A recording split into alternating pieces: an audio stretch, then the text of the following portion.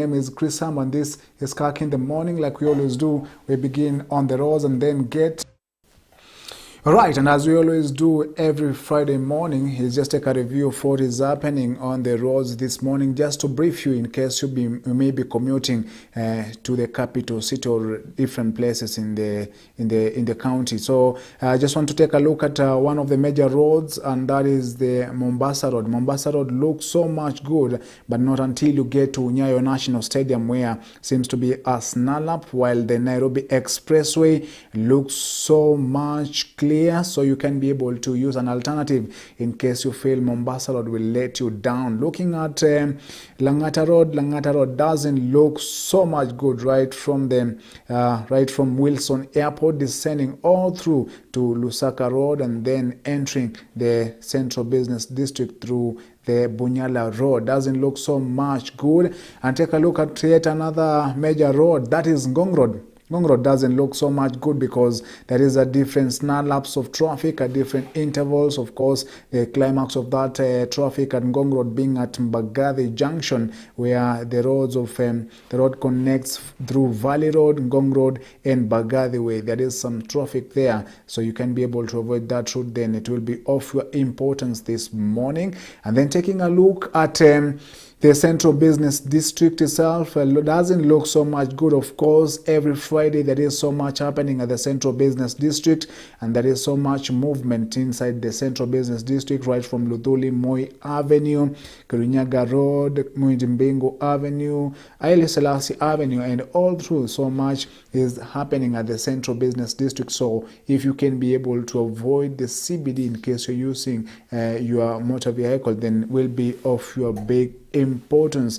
And looking at the last major road linking to the Central Business District, that is the Thika Super Highway. Doesn't look so much bad this morning. Of course, it's so much clear until you get past Survey at Utalii, all through to Muthaiga, connecting through Kiambu Road to Pangani and entering the Central Business District through Ngara. Then doesn't look so much good. And that is what is happening on the roads this morning. I hope you can be able to avoid the busy routes and get to where you're going right on time. And after that, we take a look at what is on the dailies, and then we get into our discussion.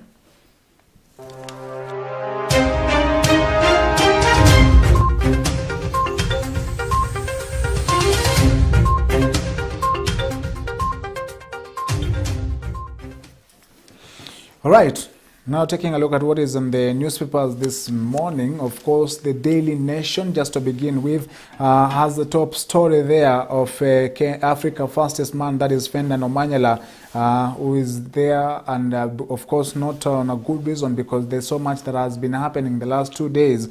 And the question is, who's to blame for this mess that Ferdinand Omanyala was last evening racing against time to get to the United States of America for the World Athletics Championships in Oregon after visa hitch. Of course, that is after he claimed that he was left out because he hadn't been issued with a visa to travel for the World Athletics Championship. Of course, that is a matter that has raised concern in the last few days. And on the top of the Daily Nation talks about the battle for parliament. They are the faces of Azimio la Umoja candidate for the presidency, Right Honorable Raila Amolo Odinga, and Kenya Kwanza's Deputy President William Ruto there, outlining numbers of what is expected to be a battle for control in parliament. While they say William Ruto's UDA is fielding National Assembly candidates in 261 out of the 290 constituencies countrywide against Raila Odinga's 181 for ODM and Uhuru Kenyatta's 178 for Jubilee.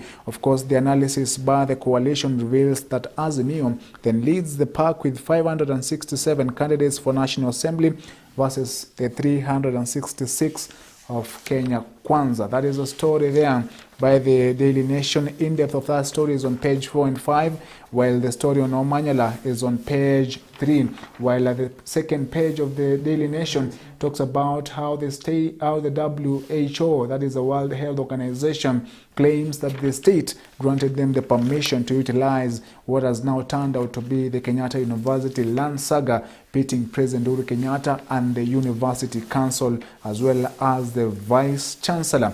And now taking a look at the Standard newspaper talks about lame duck president. That is a question posed there, while President Uhuru Kenyatta is counting days to his exit, yet his predecessors, the president, who is also the Azimio Party chairman, has hit the campaign trail for his chosen successor and is busy with statecraft, including making key appointments and overseeing government projects, signaling his desire to fade away just yet. That is President Uhuru Kenyatta, who has been hitting the ground hard this week campaigning for Azimio la Umoja candidate for presidency, that is Right Honorable Raila Amolo Odinga. And that is so much written there. Of course, page 9 of the Standard newspaper is a response by Deputy President William Ruto on the claims why he's angry at both President Uhuru Kenyatta and Raila Odinga. Of course, the temperatures and the political climax rising each and every day, now 3 weeks less to the August polls. And that is what we have in the newspapers this morning. And before we cross into our discussion this morning, let me take a look at this a story written by the People Daily this morning, where the People Daily talks about the kings of daily rallies, and they are putting out a number by Deputy President William Ruto. 80 is the number of rallies that Deputy President William Ruto is expected to, to target before August 6th, as well as 96 of Azimio la Umoja's Right Honorable Raila Odinga. Of course, that is outlining what seems to be a clash of kings in a race that has been termed to be so close, and there is so much to talk about that, because this morning I want to introduce my panel right here in studio. On my near right is Douglas Oleso Odhiambo. Is not so much new to you. He's a political strategist and also a member of the Azimio la Umoja. Welcome to the program this morning, Oleso. And on the middle, that is on the far right, is Kiprotich Ngetich. He's a public policy analyst as well as a youth advocate and also a member of the Kenya Kwanza Coalition. Welcome to the program this morning, Kiprotich.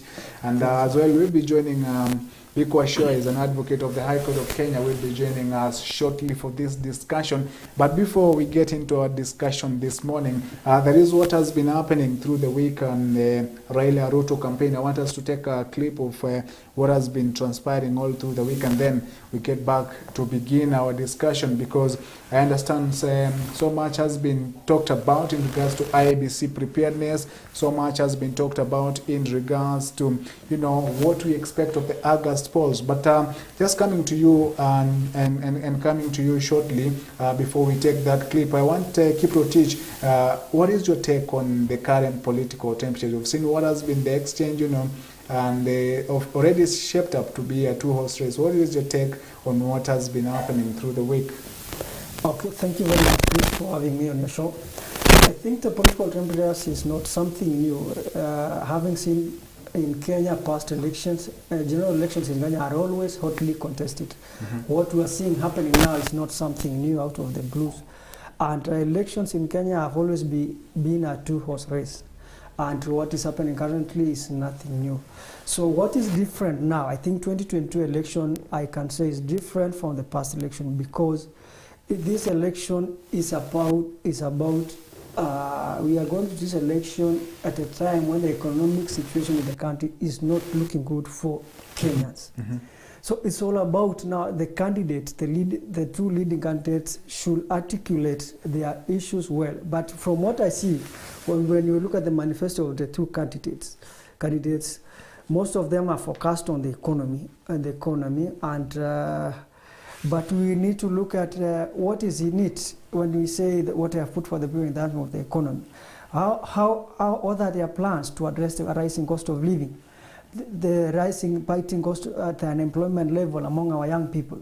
I think those are the issues that are at stake in this election. The issues in this election are about the cost of living and unemployment levels, and generally the environment around the economic situation of our people. So as we move forward, Chris, I think as we digress, I can say now, from where I sit, I can see Kenya Kwanza manifesto under leadership of His Excellency William Ruto has the best manifesto for Kenyans to address issues of the economy. While the other side, our friends in our Azimio are focused on change of the constitution. Yes, just before we take that clip, Oleso, I know you must be also wanting to talk about what you've witnessed in the last few weeks before we get to the August polls. What is your take on so far what we're expecting in the next 3 weeks? Okay. Thank you so much, Chris, for having me on this show again. And good morning, Kenyans. It is always a pleasure to interact with you. So to begin, Chris, I think the last few weeks, Kenyans have been treated to a state of politics that has not been witnessed before. Because ordinarily, leading presidential candidates should be people who sell their agendas to the common mwananchi, and we need to restrict to the ideas that you need to provide in leadership. And I think when we narrow that to the two leading presidential candidates, because actually, like my brother Ngetich has said, this is a two-horse race, and nothing is going to change definitely. And therefore, the two leading presidential candidates have a lot to do in terms of what they communicate to the common voter. When you look at the two sides, I think recently we've seen Raila Odinga, the leader of Azimio, has tried to articulate the issues that he wants to address once he gets to power. We've also seen the deputy president move around the country and talk about what he wants to do. But again, I picked an issue with the deputy president's side when they go to address wananchi. Because at such a time, we want to people who preach peace, people who want to bring the country together, because at the end of the day, we have a country, Kenya, to live within. But we have seen a deputy president who is also a presidential candidate from within all the areas he goes, insults, personality attacks on leaders.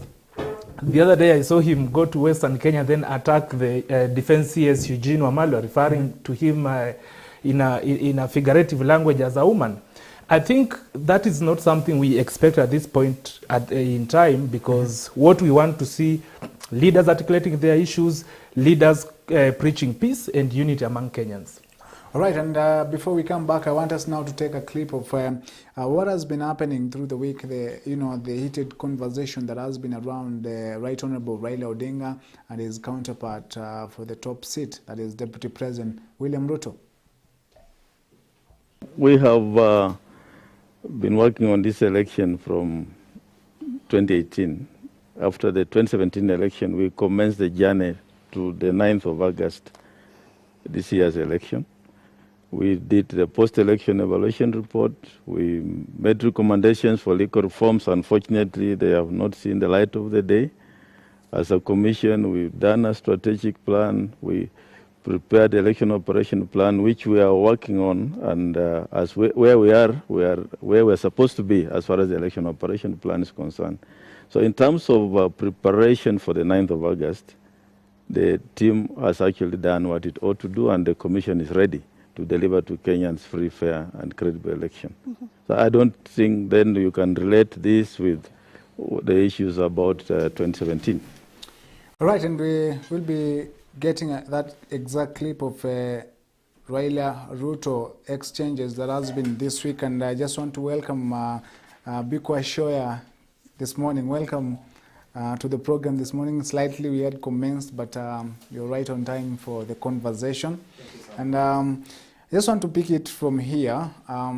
It's been a tough 3 weeks, of a consistent campaign. Of course, we see a race of two horses, that is both Raila and Ruto.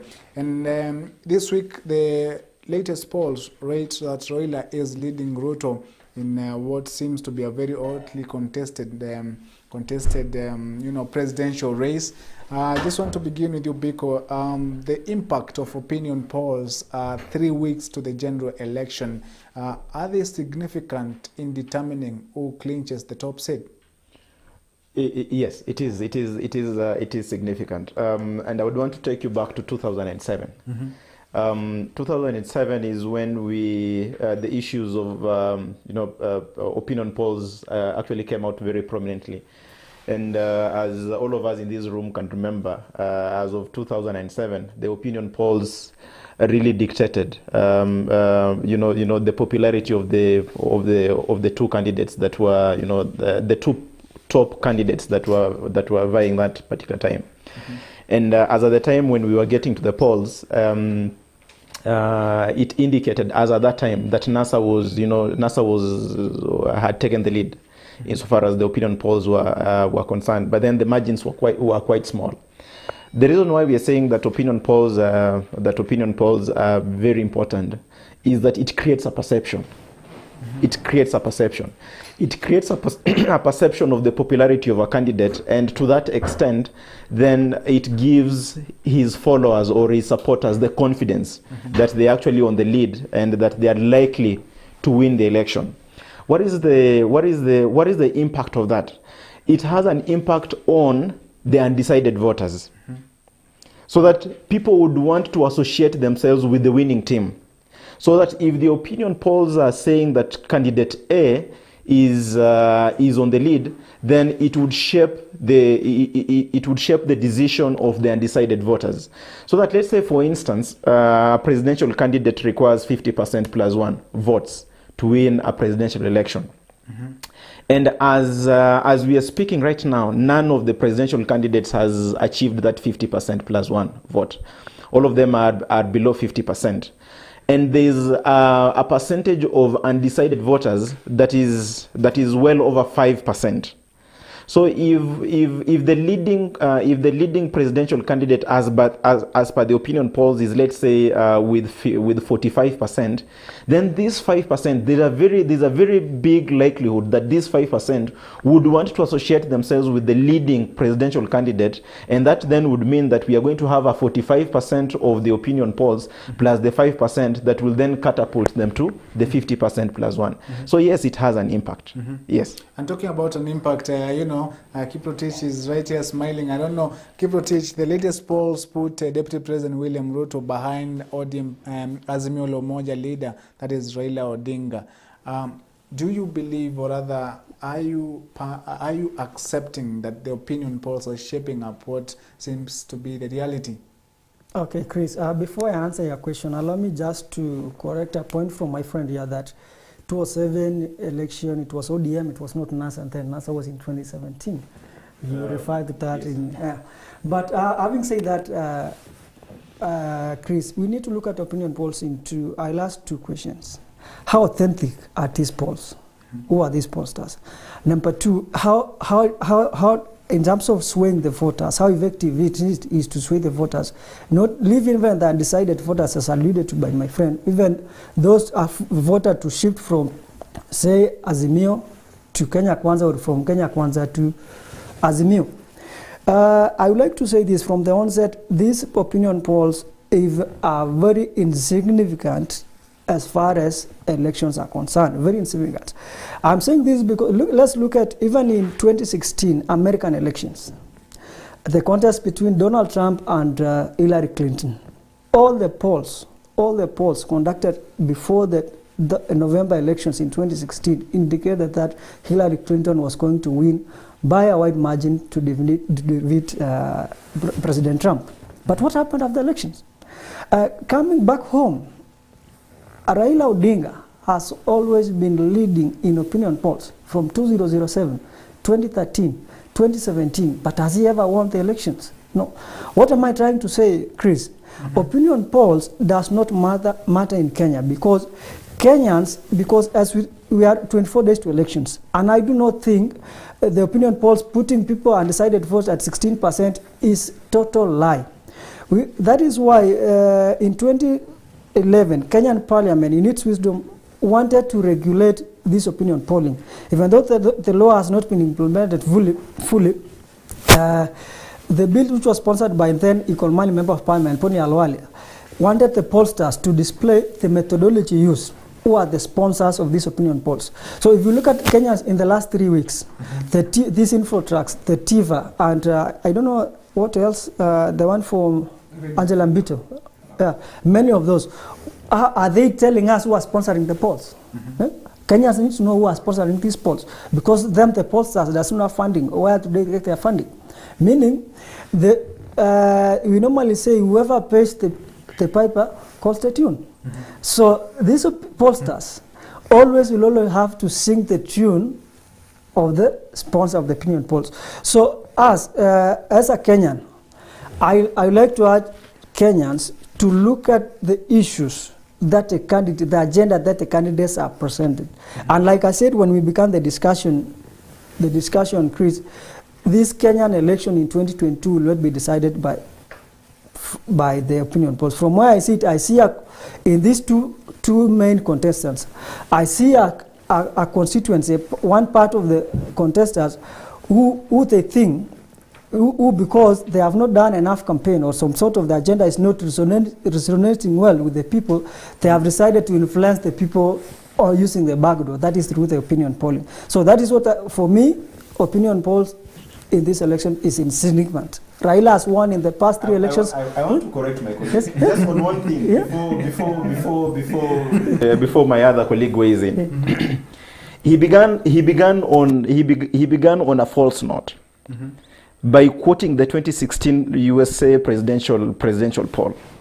The USA 2016 presidential poll, the opinion poll consistently put the Democratic Party on the lead. And it even happened during the general election. The popular vote actually never went to the Republicans. Yes, they won. They won. The only thing that the Republican at the end the Republicans at the end of the day ran away with was the electoral college vote. But then when it came to the popular vote, the Democrats won. They were accurate. Yes, and so insofar as his analogy is concerned, the opinion polls in the USA in 2016 were correct. No. Chris, yes? Elections, Chris, are all about winning. In American elections case, for example, if one needs to win a presidential election, it's all about college votes. Who won the vote? The opinion polls were insofar as the popular vote is concerned. Okay, coming back home. Raila has won elections in 2013. They were stolen from him. He won in 2017. The votes were stolen. Raila has been winning. Chris, I don't think you allow that kind of line of I'm argument. also wondering. Yes. I'm also wondering if the opinion polls. I've been putting the Deputy President William Ruto ahead of the Azimio la Umoja leader Raila Odinga for quite some time before now things changed. I don't know if you also at that point would believe in the opinion polls, because you've termed them, they do not shape the presidential election win. Yes, Chris. I think, to the best of my recollections, there is only one time that opinion polls has put the deputy president ahead. Even then, you didn't hear even as people in Kenya Kwanza discussing about those opinion polls, because we know where the vote is. It is with the people. Even when you are reading about the newspapers, the king of rallies, that you said before elections, the leading presidential candidate Raila of Azimio will be doing 96 rallies, and then us in Kenya Kwanza will be doing 80 rallies. That is purely a lie. If you look at the past election, when daily campaigns, presidential campaign, when Azimio candidate is doing 1 rally, we are doing almost 5 rallies in almost 4 different regions in the country. When one of our teams is in Coast, another one is in Central Kenya, one is in Western, so we are doing multiple rallies, more than 8 rallies in a day. And then I'm wondering how will Azimio candidate will come now to the church. So for us, the vote is our winning is in the vote. That is why we are going to ask the people, not in the opinion polls. So we don't believe in the opinion polls. Very insignificant as far as the election is concerned. My friend here is saying Raila has been stolen. Nothing has been stolen. Raila lost the election. Raila lost the election. Unless what do you have to say about that? I think I've hijacked you, not been able to speak for I think you will need to compensate me. You've used my airtime. But again, Chris, facts are very stubborn. Opinion polls have always been effective all over the world. And they have been used not necessarily for polls only, but in terms of governance of the countries across the world, opinion polls have been used. So When he began, I think he alluded to the fact that in the US, just like my friend Biko has put it, the US, the opinion polls were not reflective of how the elections were done. Maybe just to educate you a bit, because you seem not to know. By then, the opinion polls were conducted among the voters, the popular voters, not the Electoral College. And on the popular voters, they indicated that consistently, Hillary Clinton was going to win within the popular vote. And come the election day, that was the true scenario of what happened. Coming back home, my brother says that Raila Odinga has always been winning in terms of opinion poll, but it is a fact. In 2007, when Raila was running against the former president, the late President Kibaki, opinion polls indicated that Raila Odinga was ahead of President Kibaki. And all of us in this room, we may deny, but fact is Raila won the 2007 election. William Ruto and Raila Odinga were in the same camp. So you agree that Raila Odinga won that election together with William Ruto. That is a discussion for another day. That is a discussion for another day. But You cannot when it's okay, but that is you see, that is in public domain. People know how the situation went, and we all know who won the election anyway. And when it comes to credibility of these polls, I also have my questions when it comes to the polls, because while I agree with it that the indications that Raila Odinga is ahead is quite accurate, because previously, before Raila Odinga joined the presidential candidature or launched the candidature, all polls, I think he also said some statements which are inaccurate, that only one poll has shown William Ruto. After the 2000 campaigns were declared. After 2017 election, numerous polls have been done indicating that William Ruto was ahead of Raila Odinga before Raila Odinga actually announced his candidature. Personally, from where I sit, I used to agree with those polls, because it's only William Ruto who was in the campaign field. Yes. So definitely he will have had a head start when it comes to who is more popular. And to that effect, I used to agree that these polls are what they're indicating, because they used to put William Ruto around 38% and Raila Odinga will follow with 18%. And I used to say, yeah, it's accurate, because ideally this man is campaigning alone. But as it is today, Raila Odinga has joined the presidential race, and factors have changed. Of course, there is also the issue of running mates also, whatever they bring on board. I'm sure they picked a running mate who they are regretting why they picked that running mate. They are hiding him. They are hiding him. They don't want to. And so those are some of the factors that have led to their popularity reducing. And so when all these things are happening, they will look at something to blame on. And you see, their team currently, as it is, Kenya Kwanza is ideally fighting everything and anything. They are at war with the DCI, they are at war with the president, they are at war with the judiciary, they are at war with everything, because that is a sign of a losing team. We've been in those teams and we know. So there is nothing new these people are going to teach us, because when you know that these things are not going the way we want, just blame anything, so that at the end of the day, you are going to have something to blame on. But lastly, when I say that, really, I also have some questions on the credibility, or rather how accurate are the numbers, because I was trying to look at how does these firms conduct their opinion polls. Even if these firms were to put William Ruto ahead of Raila Odinga, I will then ask myself, out of the 5 pollsters that have done their survey, all the 5 are indicating that William Ruto is ahead of Raila Odinga. How then is it possible that none will even favor Raila Odinga, that all of them are indicating William Ruto is ahead? So that will have asked, made me ask questions like, okay, maybe it could be true that this could be the accurate scenario. And in this case, the pollsters are showing that the Azimio candidate is ahead of William Ruto, all pollsters. So I think it will be very unfair for you to argue that all these pollsters are favoring one person. Then there must be something about you that everybody hates you. If at all, that is the true situation. So some of my point. Well, I agree that these polls are maybe they are a reflection of what is the situation on the ground.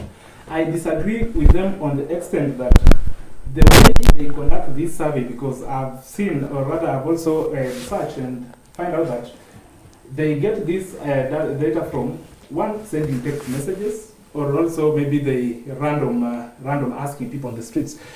And that just before you continue, you've mentioned something there very important that also was mentioned by Raila Odinga and also the Ruto factor. I want us to take a clip of Raila and Ruto. You know, there are some exchanges they had this week, and then we get back to Oleso so that he can finish his point. I don't know that clip whether it's ready. We can have that clip of Ruto and Raila, you know, in their exchanges. All right, we'll be coming shortly to that clip. I want us to get that clip exactly because I'm interested in what they said in that particular clip, because it will shape up what is also a clash of kings in this house. And just as I jump to you, Kiprotich, you've heard about what Oleso said. I'm told that clip is ready. We can take that clip and then I come back to Kiprotich. Huyu jamaa wa kitendawili nimeshapatia yeye ilani. Nyie mnanielewa? Kwanza nimemwambia ameanza lukumba ile yake ya zamani. IBC iko na shida. Register iko na shida. Chebukati anipendi. Si umeona sasa ameanza ile maneno yake? Wakati ameona kura imeharibika, hana kura, anaanza nini? Anaanza lukumba. Mimi nimemwambia bwana kitendawili, my friend, wewe aushindani na Chebukati, wewe aushindani na IBC, wachana na register, wewe shindana na mimi. Mimi niko tayari kukabiliana na wewe. Jamaa amezoea sana kuongea juu yangu. Masio yule mtu ya kitendawili, sijui nini, mara mingi mimi sirika yake. Sisi kama Azimio hatujasema hata siku moja ati tutasusia uchaguzi. Nataka nijibu yeye hapa siku ya leo. Sisi tulisema kwa IBC ati tunataka wafanye mpango kambambe kisha kwamba uchaguzi utafanyika kwa njia ya haki na ukweli. Hatutaki wizi ya kura. Ukijaribu kizungumkuti, tutakuweka kwa wheelbarrow. Mbio mpaka Bondo. Wale watu wa Kenya kwisha wakiwa kule Turkana walikuwa wanaongea na hasira mingi sana. Mimi nataka niwaambie watu wa Kuzimia, kwa sababu mmekosa agenda, mnaongea juu ya hasira ya Ruto. Mimi nataka niwaambie, wacha hasira ya Ruto. Hasira ya Ruto ni kidogo. Hasira yenye iko na hawa wananchi ambao wamelala njaa, ambao wamepandishiwa chakula, bei ya chakula, tarehe 9 mwezi wa 8, mtashangaa. Right, and those are statements, you know, from both the two top contenders, that is Raila Odinga and William Ruto. And Oleso, you were speaking before we took that clip, and I had to interrupt you shortly. You've heard what has come up there. Of course, I don't want to measure with the words of Kenya Kwish or Kuzimia, but the words inside there are very significant in that it's already a clash of two kings. And if you hear Raila say, Mimi hapana rika yako, shows you that it's also a clash of a father and a son. You've heard what they have talked about and the issues that they have raised there. One is about the concerns that they have been able to raise about, you know, a fair election, and that is what they are picking fights. That is what is picking the fights between the two top presidential candidates. What do you take of the preparedness of the IEBC, you know, in ensuring that both candidates are satisfied with the elections? Okay, before I respond to the issue of IBC, I think, Chris, you cut me short before I finished the point on so I think I was summing up my point by saying that when these polls are conducted, I think majorly people, the elderly people, probably my grandmother in the village, is not advantaged to also be one of the respondents, because maybe she may not be able to respond by a text message. So we will also maybe look at it in terms of this population that the opinion polls don't get to, where likely are they able to cast their vote when the elections are held today. And from what the indicators are that majorly this elderly population maybe feel safe under Raila Odinga presidency. And maybe also if the polls were done among them, probably it will give us a different indication. But coming back to the issue of IEBC, I think the Deputy President need to be honest, because in this country it should be a concern to all of us that we need a free, fair and a credible election. And when Raila Odinga says that IEBC need to address these things, it does not necessarily mean that he has seen or has sensed defeat. Ideally, what differentiates Raila Odinga and William Ruto is one is a patriot. The other one will only speak when it fits him. But if it's not about him, then he cannot speak about it. Raila Odinga is saying that IEBC need to address these issues because at the end of the day, whoever wins this election, it should be a free and fair election that can be accepted by everybody. But the other candidate, the Kenya Kwanza candidate, will only speak when he thinks that maybe it favors him.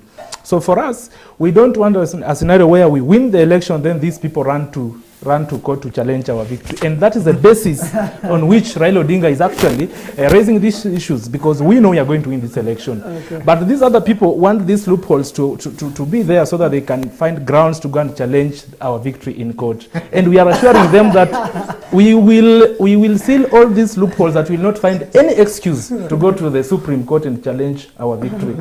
Either way, if you went to the Supreme Court, Azimio has the best legal minds here, and Wakili Biko will be one of the teams you'll meet at the Supreme Court. We will crush you. Thank you. I think there is also some, important issue there. Of course, being it the 2017 election was nullified on certain grounds, we see the same grounds could be as well be used, in the next maybe petition, and it's most likely that there will be a petition, a presidential petition. Kiprotich, it's about Oleso is talking about a selfish Kenya Kwanza coalition that doesn't want to articulate issues that will determine a fair election for both candidates, but they want the election to go a certain direction. Do you buy to that? And as well, are you considering the grounds that were used in 2017 as the nullification of election as well being used this year, and that is what is being sorted, but the Kenya Kwanza coalition is against that? Chris, just a minute before my brother responds, so that he can respond to it as a whole. What are the issues that Raila Odinga is raising with IEBC? Raila Odinga is saying that we don't want you to go manual way. Let us go biometric. But should the biometric system fail, then you need to have a manual backup as dictated by the High Court of Kenya. That is the law. Okay. And if you don't abide by that, should anybody go to court and challenge that after the polls, that the law directed IEBC to have a manual backup, which they didn't use? That alone is a sufficient ground for the whole election to be nullified, and we will go into another election. So we are trying to seal all those things. And what is wrong with suggesting that should my mother in the village not be able to be identified biometrically, then call the agents that, okay, this system is not working, so let us have these people identified manually. What's wrong with that? Okay, Chris, you can now respond. You have now the right to respond. Yes. It's actually, I can say it's laughable for my friends here not to understand. This Azimio coalition, led by its leader, are the kings of Kikiukeu. They always keep shifting goalposts. When you look at history, when he began speaking about William Ruto, that we are becoming bitter about the president, we are becoming bitter about the DCI, bitter about the police. As Kenya Kwanza coalition, we are not bitter. It's about the Kenyan people who are very bitter about the current status of the country. The opinion polls, he has been saying, he's giving a lot of credibility about. He said, when they did a survey, I think some 3 weeks ago, said 70% of Kenyans think Kenya is headed in a wrong direction. And Kenya is headed in a wrong direction under the stewardship of Uhuru Kenyatta, the chairman of Azimio, and Raila Odinga, the de facto deputy president, who is the Azimio candidate for 2022 election. And these are the people who are saying that they want to take over the government in the next election. So essentially what I'm saying, Chris, is these guys, they don't have a ground standing on terms of issues. So around, I think, 2019, for example, they said Raila Odinga, this time around 2022 elections, have something unique he has never had in the past 4 elections he has contested for the president. That is the support of the system. Now as we speak, Chris, Raila Odinga has the support of that system in court. Let me call that system in court. And he is still complaining about the IEBC. As a Kenya Kwanza coalition, we have said we have confidence in the Electoral and Boundaries Commission. No. Don't allow me. What is the issue with allow me to biometric alongside manual? Let him address that. Let him finish. And let him address that as well. Allow me to finish. Allow me to build my point. You can finish your point. Yes. As we have said, we have the confidence in the Electoral Commission. But Raila Odinga is in 2017. It's good you mentioned the nullification of 2017 presidential election. One of the grounds, Chris, of nullifying that election was on the ground of manual voting. You remember in 2016, the Kiraitu and Orengo-led Committee of Parliament, that was a joint committee of both National Assembly and the Senate, amended Election Act that made it mandatory for IEBC to conduct election electronically. That is, identifying the voters, fingerprint identification of voters using the KIMS kit.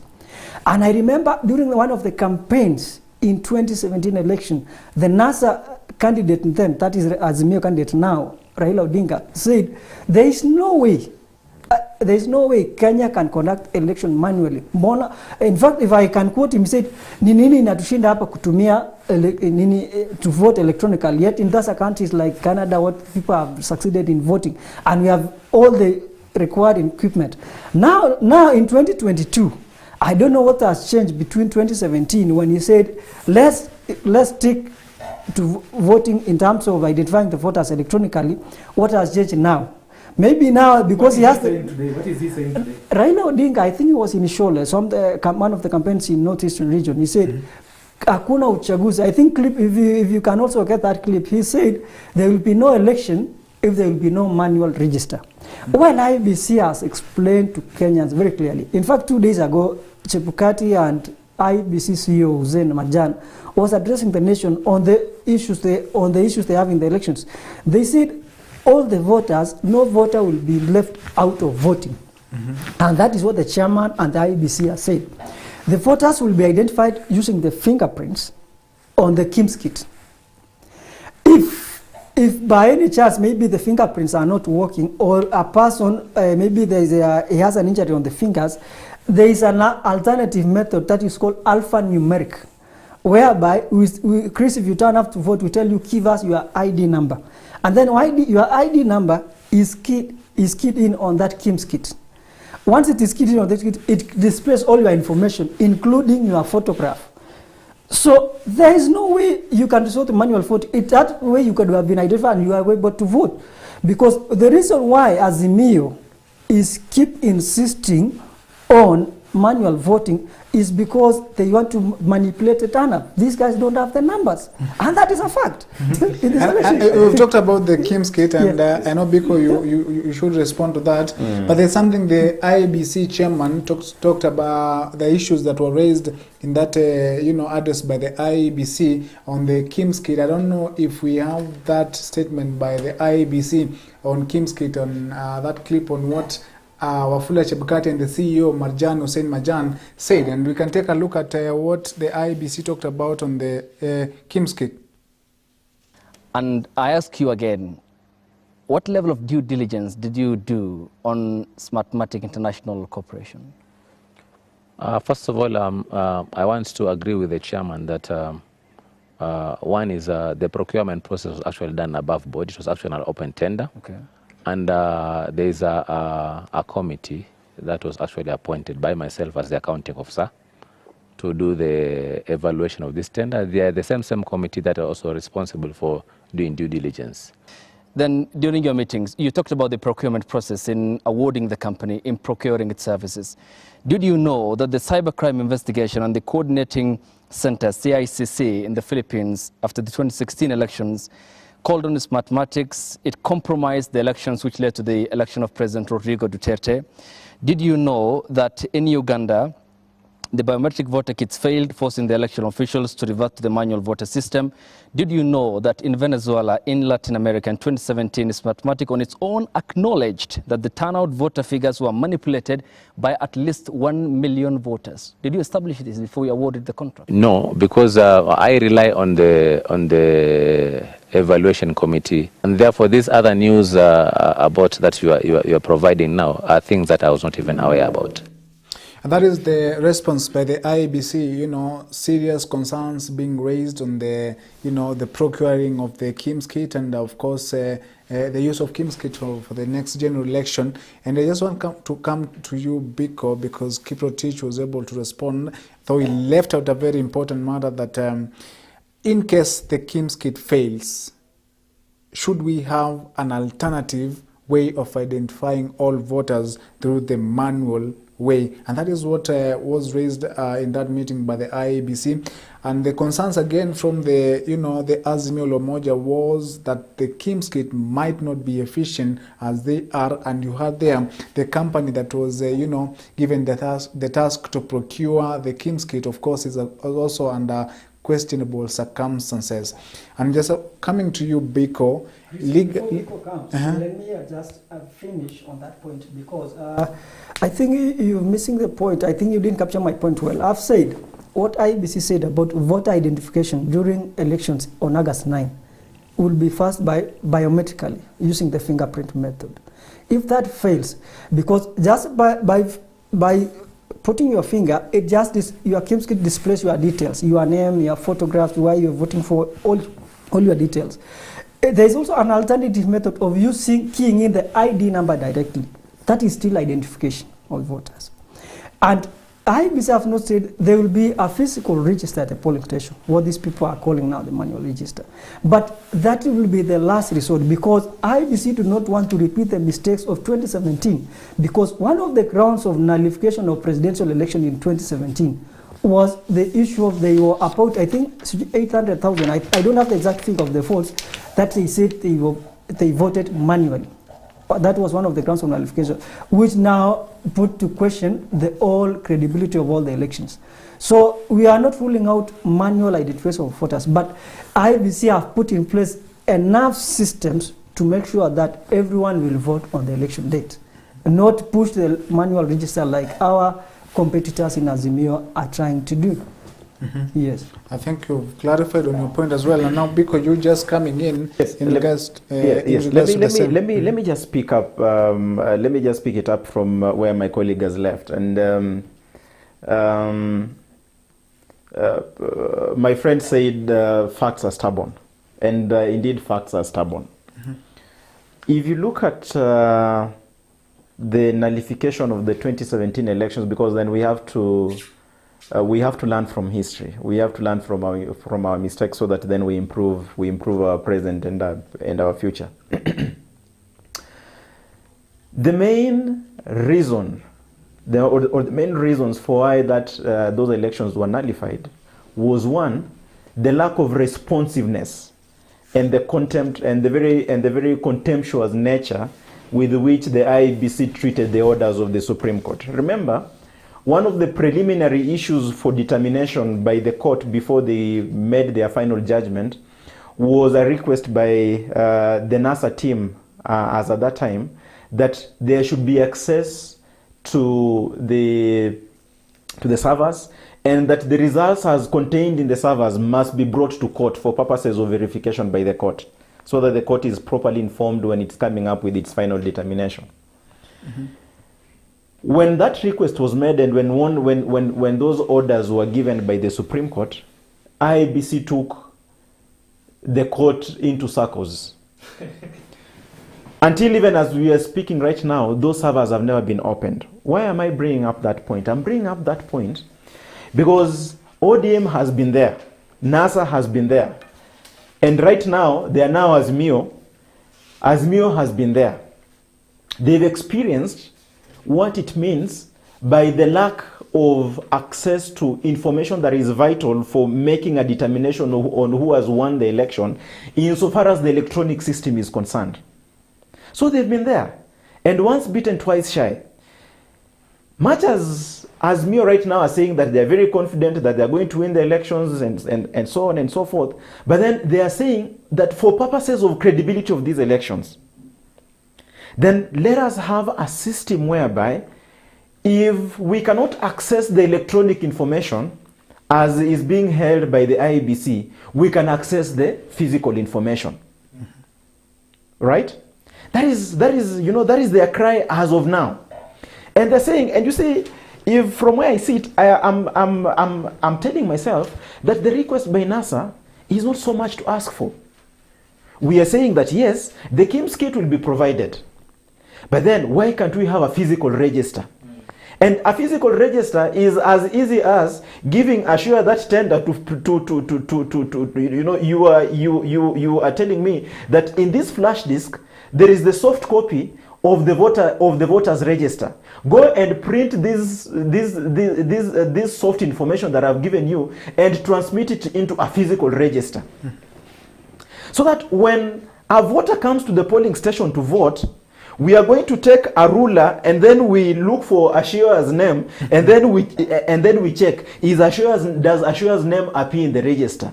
And then we cancel out that name. We can do that simultaneously with whatever information that is there in the KIMS kit, so that after we have confirmed the details as contained in the physical register, we also counter check in the KIMS kit.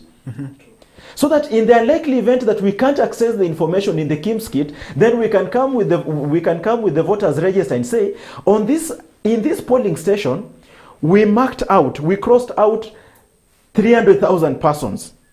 And these 300,000 persons are the ones that came and voted.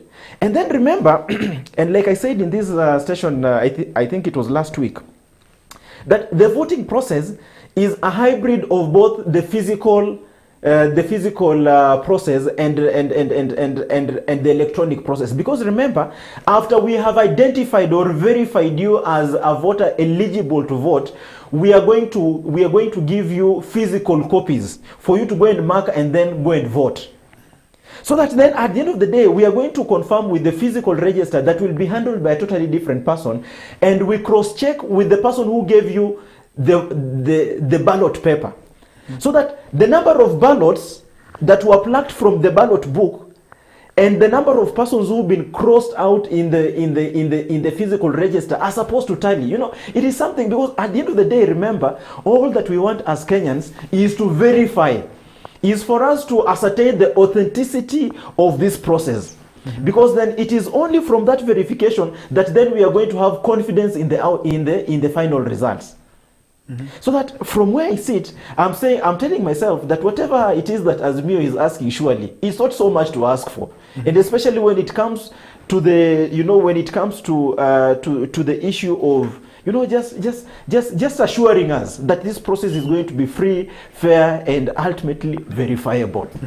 And just talking about that, what is the legal consequence in the likely event that the IEBC decides that we are going to use the electronic identification of voters, yes, and we are not going to use the manual as well as is being requested by the Azimio la Umoja?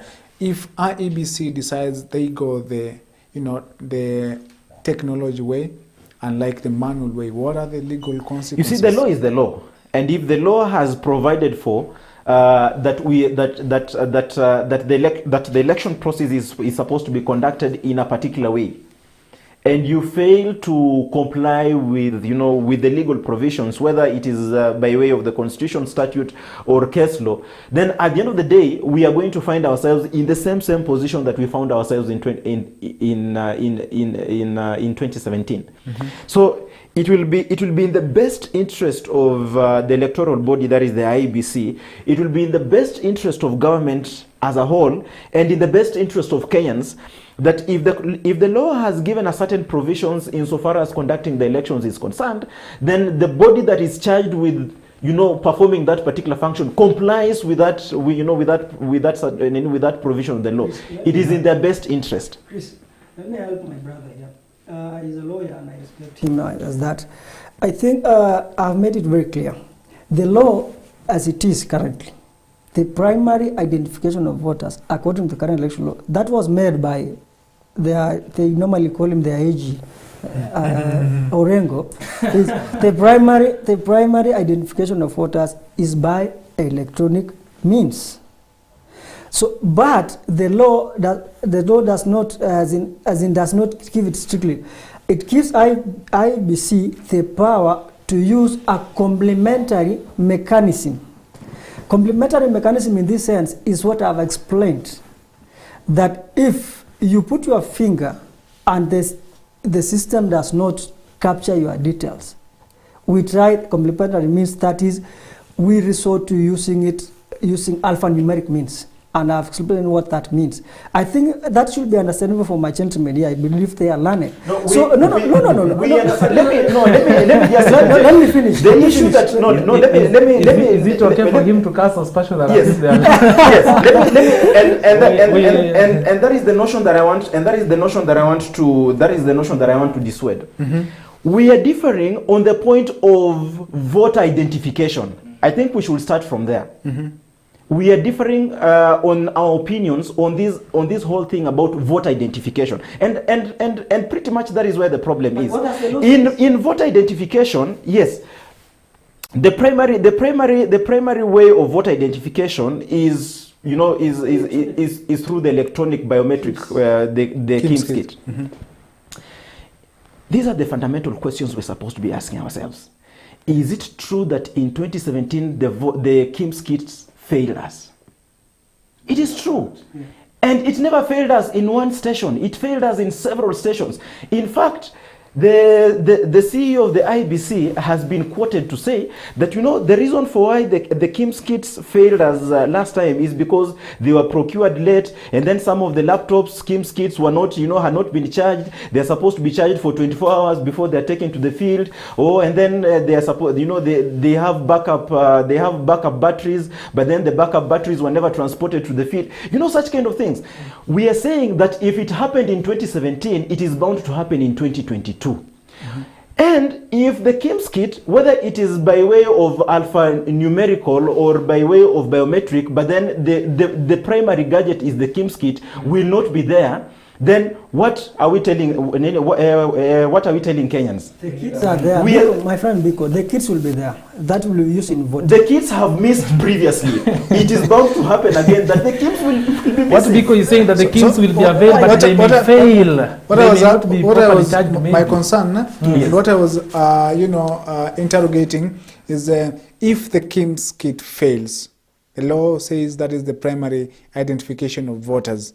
If the KIMS kit fail, how is the IBC now going to ensure that the same, the same voting duplicates as it's supposed to be, whether there will be no manipulation? And you heard what the IBC chairman faced when he was addressing the media, the question raised there that the KIMS kits have initially failed in different countries by the same company that is also providing us with the same services. But now, if we have the KIMS kit as the primary identification of voters, and then we fail electronically, how are we going to avoid a scenario different from that of 2017? Okay, Chris. I think IBC, the law, let me just answer your question directly first. Mm-hmm. The law, if KIMS kit fails, the law gives powers to IEBC to use a complementary mechanism. Mm-hmm. But that should be as a last resort. But in this case now, if a KIMS kit is brought to, say, polling station, say a primary school in town, for example, Moeveni Primary School in town, that is a polling station, mm-hmm. and the kit in that polling station fails, IEBC has put in place a mechanism whereby per ward, there are some more extra kits around, I think 6 to 8 kits per ward. So that if one kit fails, they bring another kit, and then the voting is unable to continue. But now, where the IBC will allow, where the law allow IBC to use a complementary mechanism in terms of voting is when the voter is not identified by the kit, but not if it's failed. The law is very clear. Voting in Kenya should be electronic.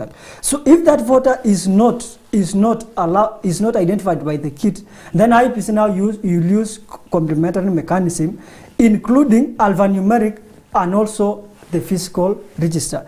We have not, IBC have not said there will not be a manual register at the polling station during polling. In fact, at the opening of the polling, there will be KIMS kit and a physical register by the presiding officer. Yeah, there will be. So why? If that is the case, then we are okay. Let's proceed. That's what we are asking. But you guys, the biggest concern is manipulation of voters. Yes. You know, and the question of whether the voters will be manipulated weighs in on will that be done electronically or manually? But then, These you guys know, want one manual register election regulations, I think section 39, 31, subsection 1 or something, I'm not so much certain. It states that, of course, there is all political parties that need to have their agents at the polling station. And even where the KIMS kit fail, you need to, the presiding officer needs to call the agents of all these political parties and tell them, look guys, this has failed. So I want us to, let us now resort to manual, and they all agree. Of course, there are forms that they fill. Is it form 32? There's a form 32, I'm certain about that. So they fill, then they all agree that, okay, this has failed, so let us resort to manual or physical register. And by that, when your agent fills that form, then it means Raila Odinga or William Ruto has agreed that we go to the physical register. So I don't think if there is any aspect of manipulation to that extent. And equally, the physical register, just like Wakili Biko has said it, it will give us something to counter-check with what is in the biometric system. But at the end of the day, when my friend Ngetich says that, but then at the opening of the polling session, we're going to have biometric, then we're going to have a physical register, I think then both Azimio and UDA, or rather Kenya Kwanza, in this house then are in agreement, because that is what you're asking for. They're also okay with that. Then let the election continue. But if you listen keenly to the Kenya Kwanza coalition, they're talking about these people want the manual identification so that they can manipulate the election. Yes. If you come to the Azimio, you say, these people want the electronic way so that they can also manipulate the voters. So we are speaking as per what the law says, what the law says. These ones are speaking because they just have to criticize anything. You know, these people, they keep on complaining on anything. I even had my friend say that a recent research was made, and a good number of Kenyans say that the country is headed to the wrong direction. I think I have always said that, you know, I'm one of the people who held, and please, Chris, don't cut me short, let me just say it. I think I'm one of those people who believe that the deputy president is not as sharp as some people may want to make us believe. I strongly believe the sharpness of the DP depends on the IQ or the intelligence of the listener. It is known globally today that the cost of living is not a Kenyan issue. This is something that is all over the world. Uganda, Ukraine, Sri Lanka, everywhere. But now William Ruto will stand on the roof of his car, then start shouting how this country, Kenyans are angry because the country is headed in the wrong direction. He is the deputy president. He's standing on the roof of a car who the taxpayer fueling. So I'm fueling the country for the car for the deputy president so that he can go and tell me how life is very hard. But for his meals are paid by the government. I pay his meals, I pay his vehicle, I pay his house, I pay all his bills. And he knows, the deputy president honestly knows that the current situation in the country is as a result of the war or the global issue. But he will not tell you that because he thinks he's the only smart guy in this country. So some of us have refused to be perceived to be one of the people who believe that the DP is very sharp. And lastly, Chris, you know, we also need to give credit where it's due. Globally, the price of fuel has really gone up. If any comparison, even the East African countries, I think Kenya is one of the countries that is providing cheap fuel, even though the cost is still high. Yesterday, I saw the president intervene because the fuel prices, I think petrol was will have gone up to, I think, 190 shillings. Or 200. And the president made a timely intervention and said, I think my people will not be able to sustain that. And he released 16 point something billion as a subsidy to the oil company so that he keeps the prices. Kenya Kwisha will not speak about that because they know that is not a point they'll want Kenyans to talk about, because they'll only want to say anything that gives them the votes, but not the reality. We in Azimio, we are very frank. We are telling people things are not okay, but we understand it's a global issue. Yeah. So the issue of hypocrisy and double speak, we leave it to the other side of the political divide as we are focused. Chris, I wish you would have told me that I'm facing two very one on Azimio side and the other on Kenya Kwanza Ras. But then I get their sentiments. The only clarity that I wanted to point out, and even as I hand it over to you, is that voting in Kenya is not electronic. Manually. Voting in Kenya is actually done manually. You get to the polling station, the thing that is done electronically is your identification. After you have been identified, you will be given a physical vote from the a physical ballot from the ballot book. So you'll be given a ballot paper for you to go and vote, for you to go and mark physically, and then you vote physically. So the notion that voting in Kenya is done electronically, that one is a facade, and we need to tell Kenyans as much. Where we are differing with my colleague here is on the issue of identification. And insofar as identification is concerned, I agree with these sentiments that the primary way of identification of voters is electronically.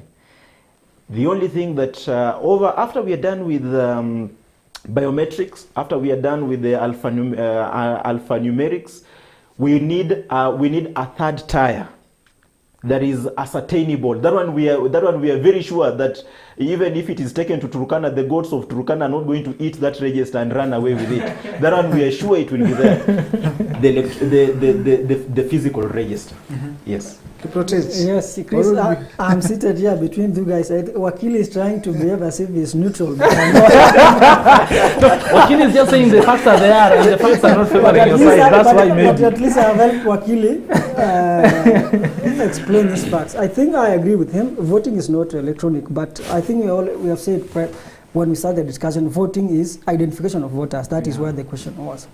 I think, Chris, I think we should move the discussion further on the issues which are at stake at this election. Because if you give these guys a field day, they always complain about IBC. They never, even if they have the support of government, support of the system, they will always complain about them. For us, we have said categorically, if we lose this election, our candidate in Kenya Kwanza coalition has said, if we lose the election, he will accept the defeat and move on. I think both candidates have said that. Has also said that. That was the first time. That was first time. But we need to check whether it was.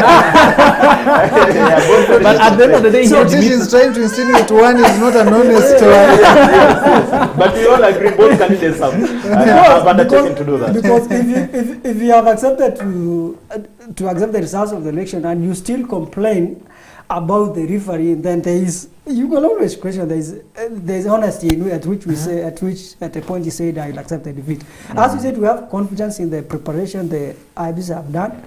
The only issue is, and where I also somehow disagree with the IBC, is what Chairman said some time back, that if a polling station has 700 registered voters, they will only print 700 ballot papers.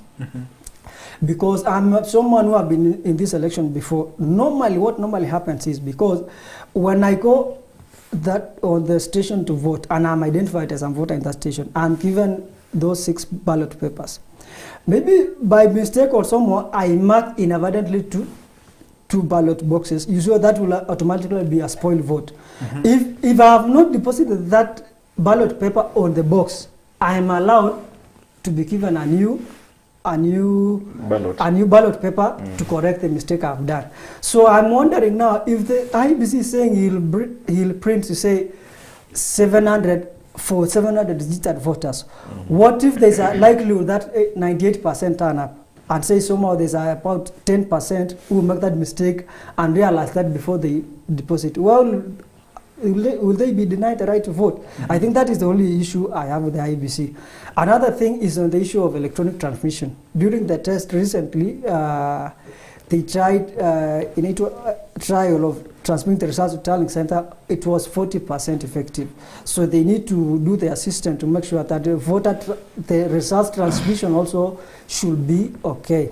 And I think Marjan, the IBC promised that they will be doing another trial next week. We hope they have corrected that mess, because once the polling is closed, tally is done, using that KIMS kit, results are announced by the presiding officer at the polling station, and then during that kit they take a photo, and then once you take a photo, it is transmitted directly to the tallying center, the photo of the results. And if there is no network, there are cases of where there is no network, the presiding officer is allowed to move to the constituency tallying center to transmit the results. But along the way, if there is network, as they go to the tallying center, that kit automatically transmits those results. So we are saying the results at the polling stations should be final, and that is what the IBC have said.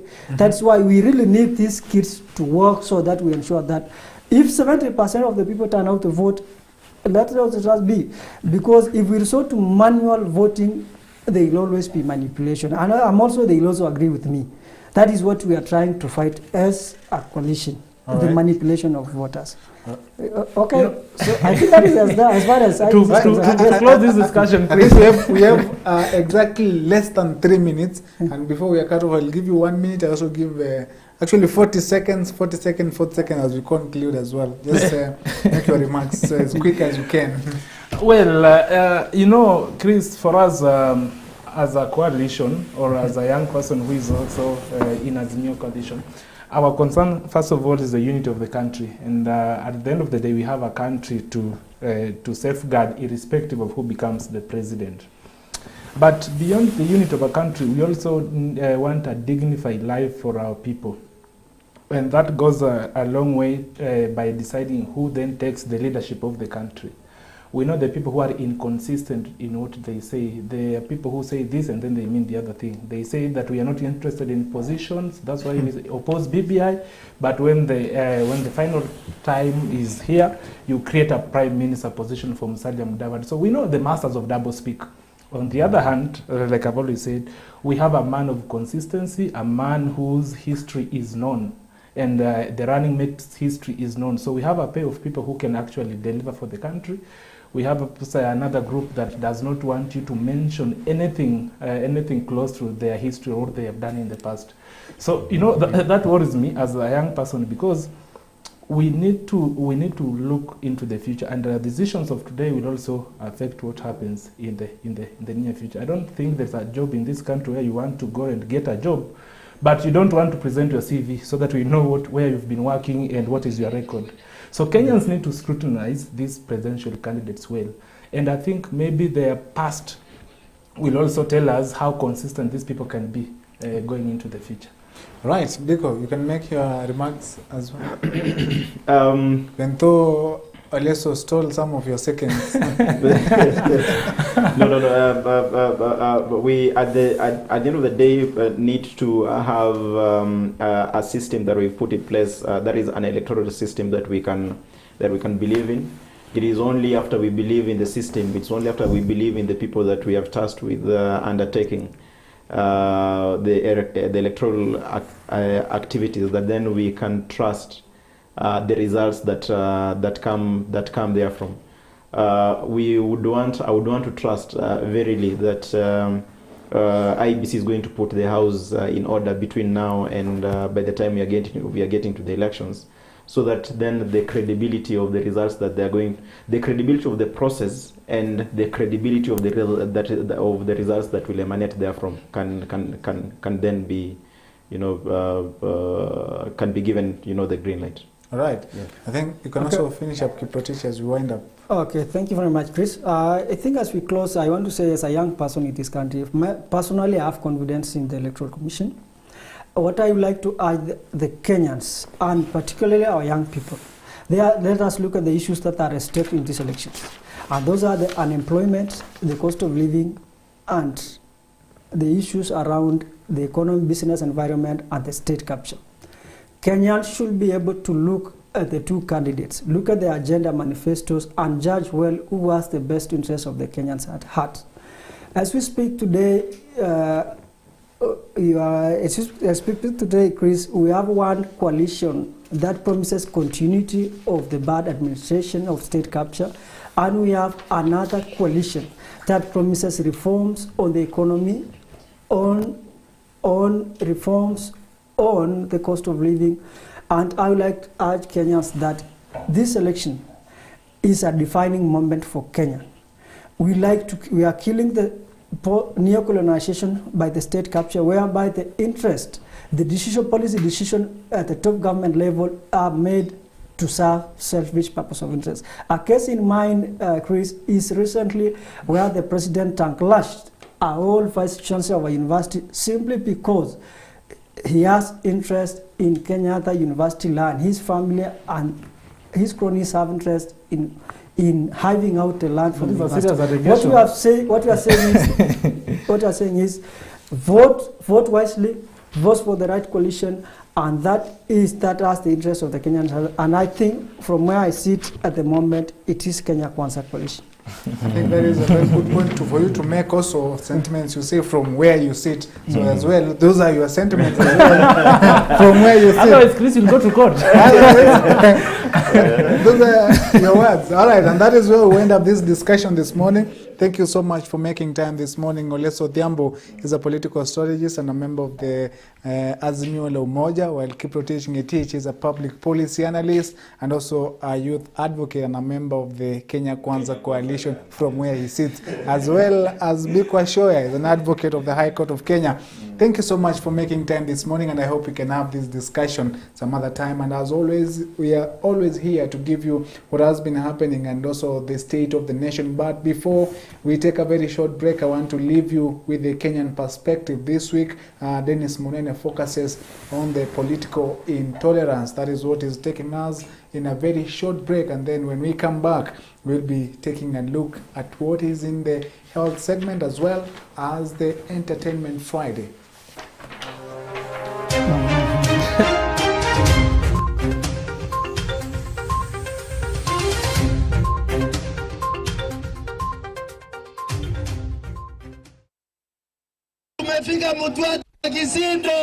The country counting less than 30 days towards the election, and all the voters expecting all the best from their leaders of choice in the forthcoming presidential debates and elections.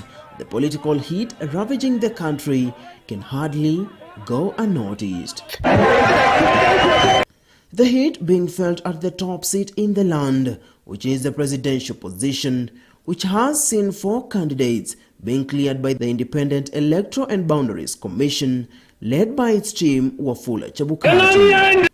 Among the candidates include the Deputy President William Ruto of Kenya Kwanza, Raila Odinga of Azimio la Umoja One Kenya, David Mwaure of Agano Party, and the man making headlines for his unprecedented manifesto, Professor George Luchiri Wajakoya. Constitution tuna change hiyo, tutakuja kuuliza wananchi ni vipengele gani tunataka waondoe. Stop telling us that we are angry. Of course, we are angry with what is going on in our country. While every candidate is trying to ensure they become relevant towards the polls, political intolerance has characterized the presidential campaigns, cases of violence and hooliganism being the talk of the day in most of the campaigns. The recent act of hooliganism happened on Wednesday early this week, when the Kenya Kwanza presidential running mate Rigathi Gachagwa's campaign team had it hard to address their supporters in some parts of Meru County, when who are alleged to be a hired group of youths decided to disturb peace in the gathering.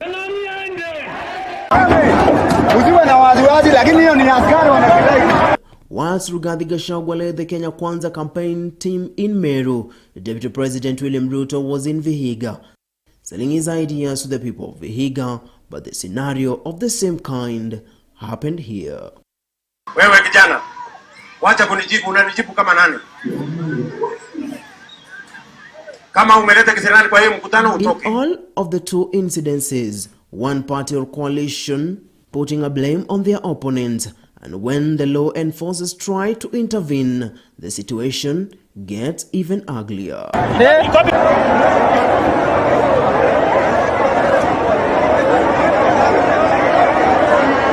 This comes when the Cabinet Secretary for Security and Internal Affairs, Dr. Fred Matiang'i, is urging politicians to cease using the youth to cause violence in political gatherings. We urge all political players, all our brothers and sisters who are interested in elective offices, to conduct themselves lawfully.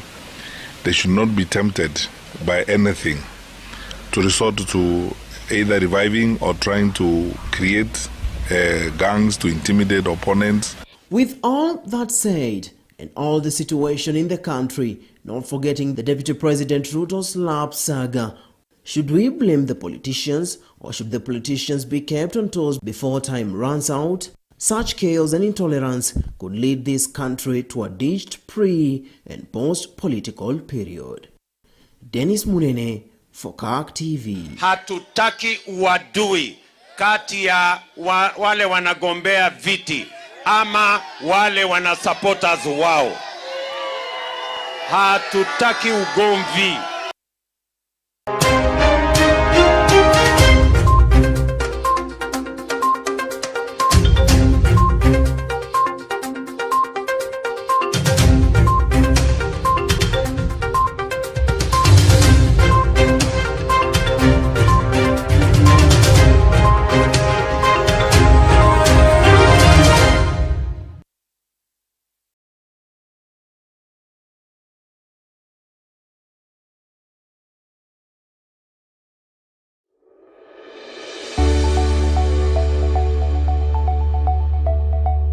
Celestine Kemunto.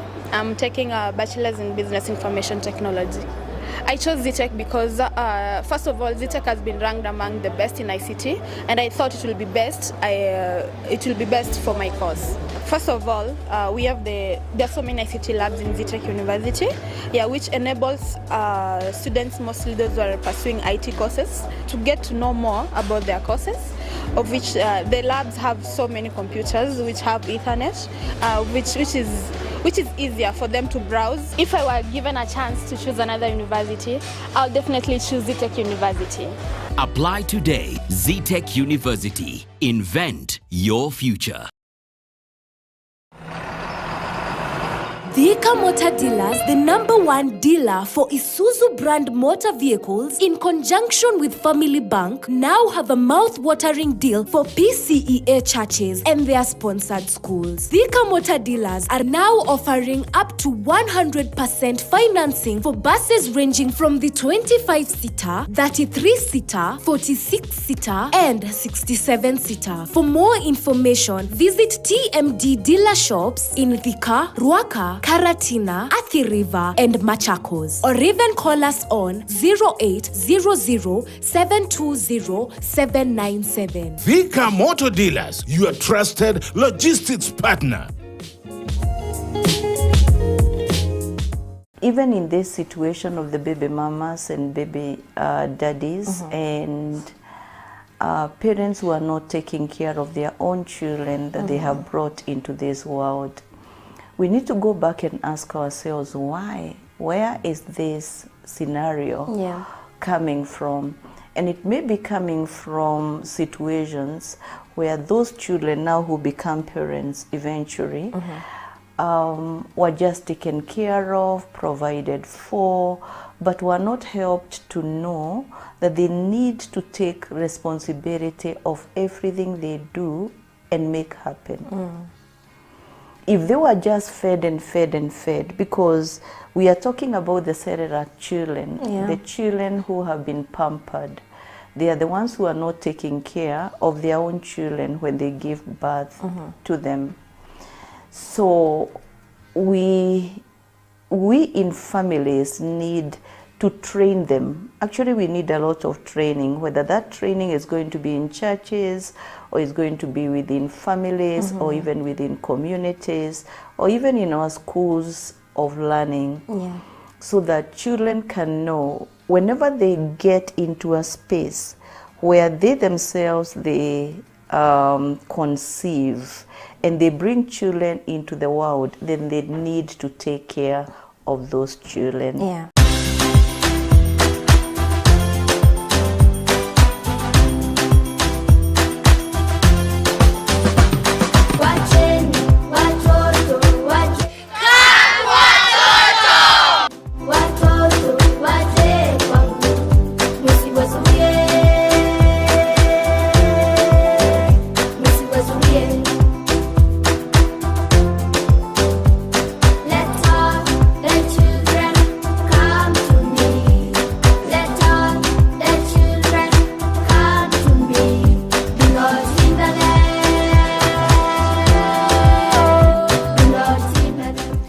love singing, if you love dancing, if you love sports, all this will be in Kirk Watoto Season 2. Don't you dare miss it. Kirk Watoto Season 2 is coming. Tell a friend, tell a friend, tell a friend. Peace. Kirk Watoto, yay! Let all the children come to me, because in the land. Are you looking to grow your business? Kirk TV offers you a variety of advertising opportunities to suit your budget. Advertise with us today and reach your potential customers countrywide. For more information, email us on sales@kirktv.org or call 011 00 90 647. Get the very best Christian television here on Kirk TV. It's such an honor and a privilege to have you on board. And I'm delighted to bring us the Word of God. Be nourished holistically with our program lineup from Matters Health. The health of women, mothers and children is a very fundamental and key area to invest and focus in. Faith. Bless all of us, Lord. Bless the whole country of Kenya. Family. We say here in Transform Families, stable families for a stable society. Educational. To educate you, help you and learn new laws. Kazi na mali. Sisi ndisi. It is junior talent in the program called Kirk Watoto. As well as national issues. In our part as a national government, we will continue to cooperate with like-minded stakeholders. Experience it all here on Kirk TV. Thank you so much for tuning in. In every situation, there is a silver lining. And we had for the first time, you are not going to meet in church. And we are going, how? And whatever circumstances God's people or institutions might be going through, please don't try to empower fear. Let us always keep hope alive in the sense that we believe that COVID will not be with us forever.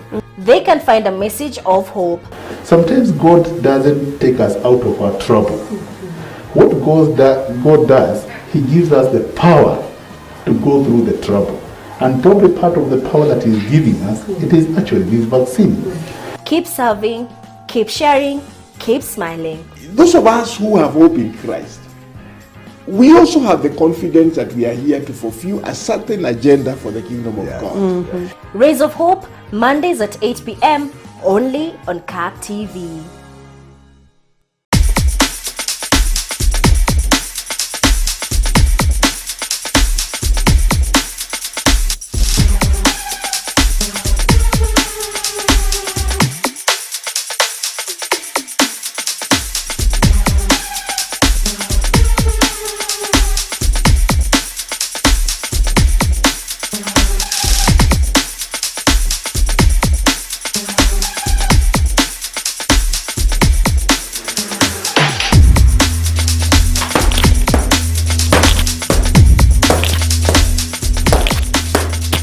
So catch Fit to Live every Monday through Friday at 6:30 a.m. and 4:30 p.m.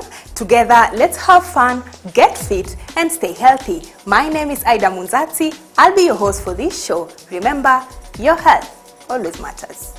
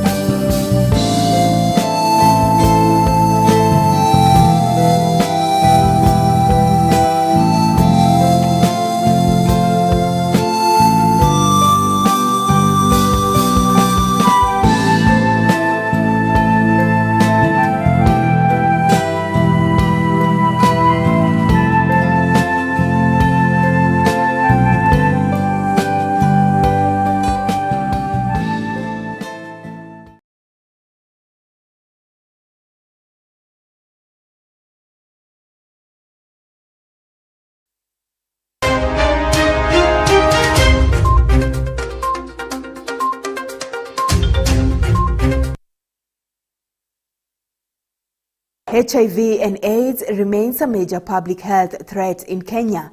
The recent statistics by the Ministry of Health and the National AIDS Council showing that adolescents and young people are the most affected by the reported new HIV infections.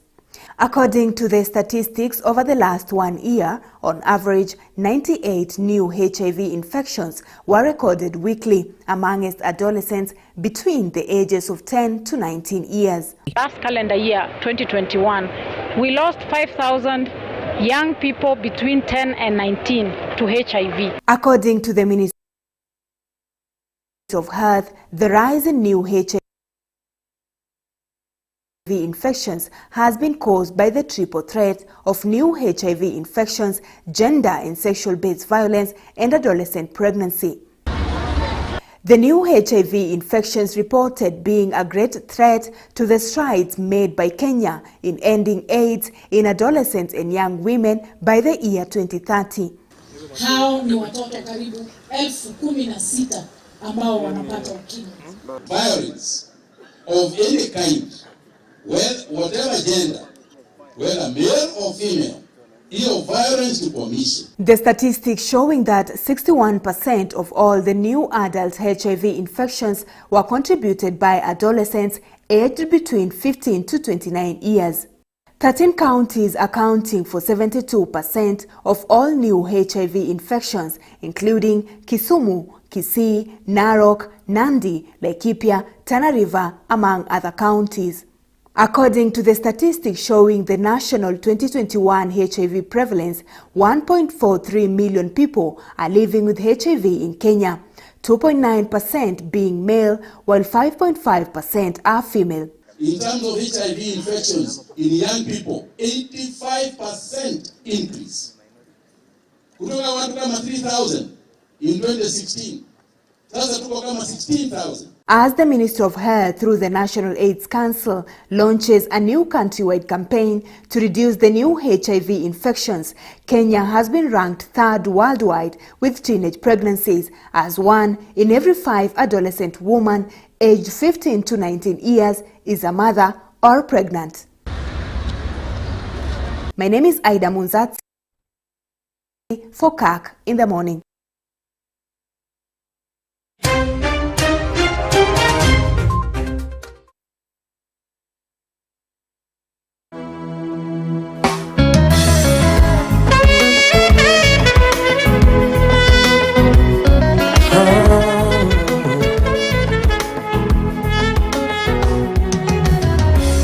Yesu ni yule yule, jana na leo, milele na milele, haubadiliki kamwe, hujawahi shindwa na lolote, kwako sijakosa chochote, umeniongoza mahali pote, popote niendapo umetenda mema, hujawahi shindwa na lolote, kwako sijakosa chochote, umeniongoza mahali pote, popote uendapo umetenda mema,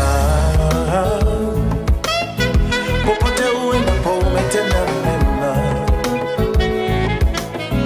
popote niendapo umetenda mema, popote niendapo umetenda mema.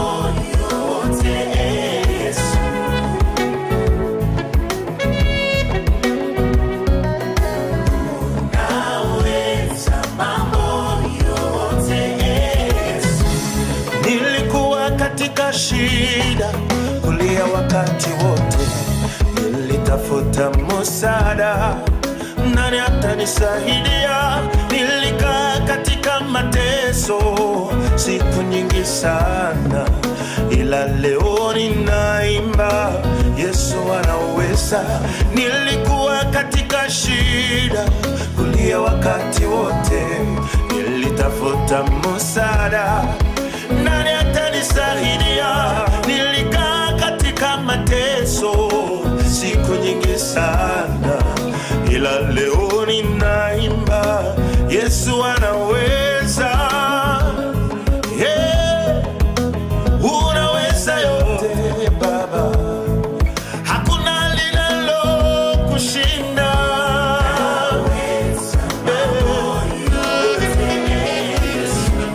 Nilipokuwa nimeugua, kwa mkono wako ukaniponya.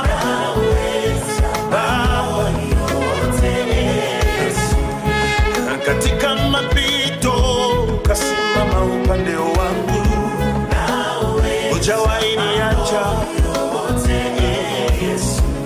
Unaweza, unaweza Bwana. Yesu, Yesu. Hallelujah. Mahali popote ulipoinua sauti yako tumwambie Bwana, wewe ni mwema, mwenye rehema. Wewe ni mwema, mwenye rehema Yesu.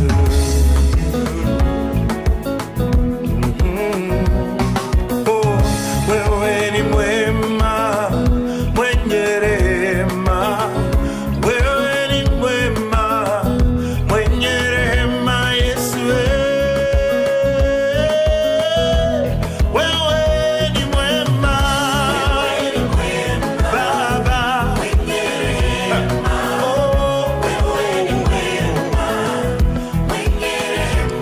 Nilipokuwa katika hali mahututi, nikaona wema wako. Ukaniponya magonjwa yote. Baba, kama Bartimayo nilikuwa kipofu sione, nikakuita Yesu, Bwana wa Daudi, unirehemu. Kwa makosa niliyofanya, nilikuwa nipigwe mawe, ila Yesu wangu unionyesha upendo wako.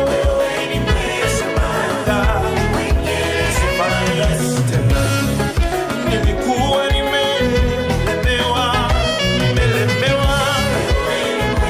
ila Yesu ukanionyesha wema wako. Wewe ni mwema, mwenye rehema.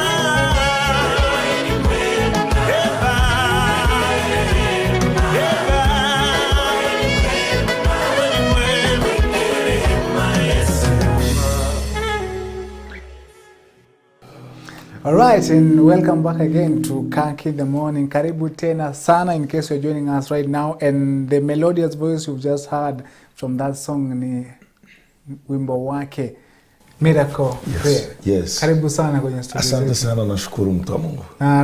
Na furaha sana kukuona leo asubuhi. Yeah. Imekuwa muda mrefu sana. Yes, imekuwa muda mrefu kabisa tujaonana, lakini pia nimefurahia na nimeshukuru kwa mwaliko huu.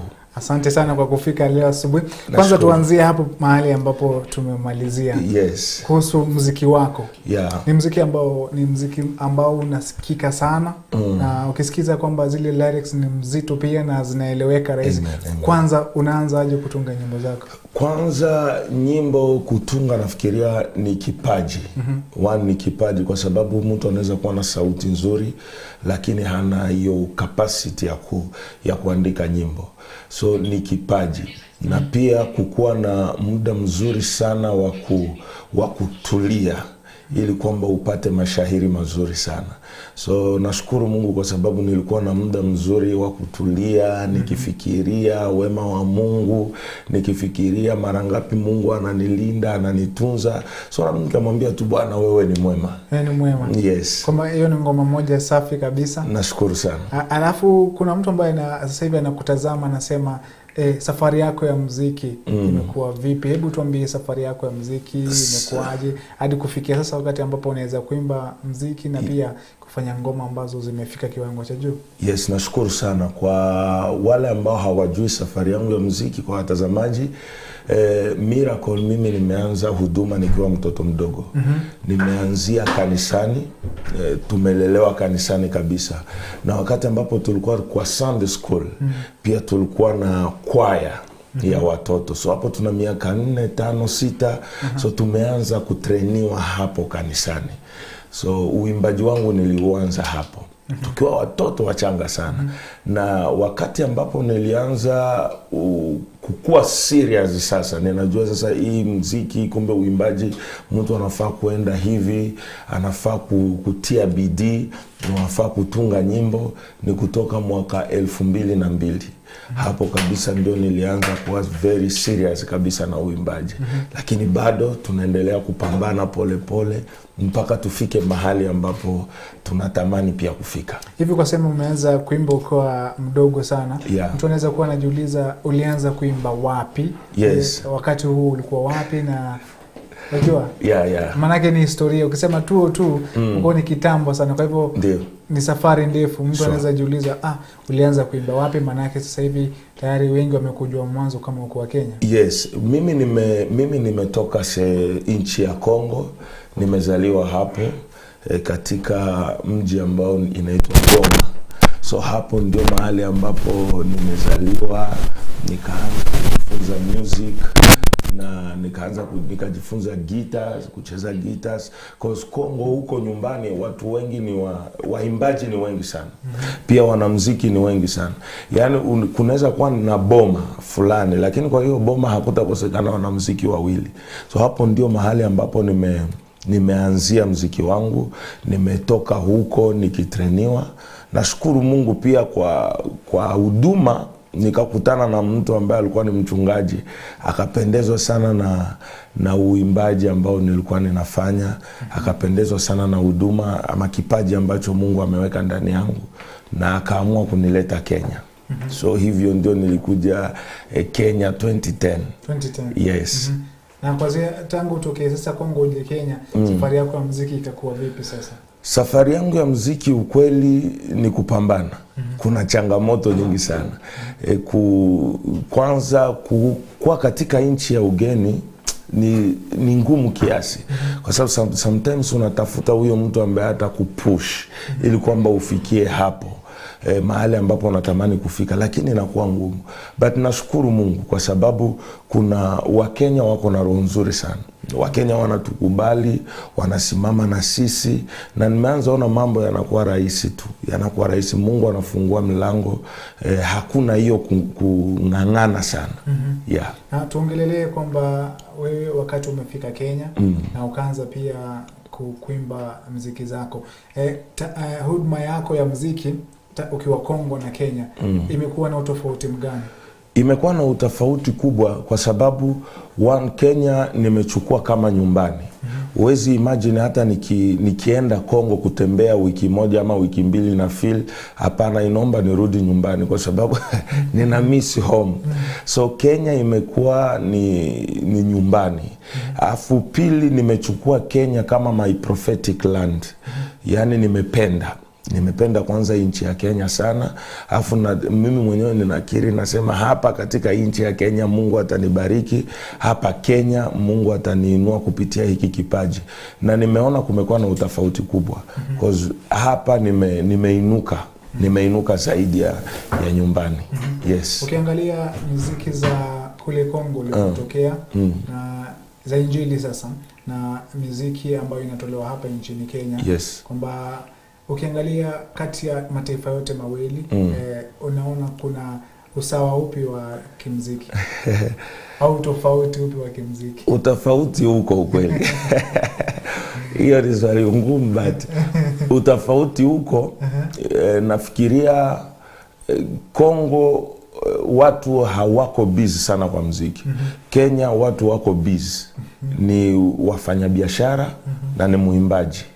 yani akona deals zingine, akona duka na ni mwimbaji. So hata akifanya hiyo uimbaji haipei hiyo nafasi kubwa, time nyingi.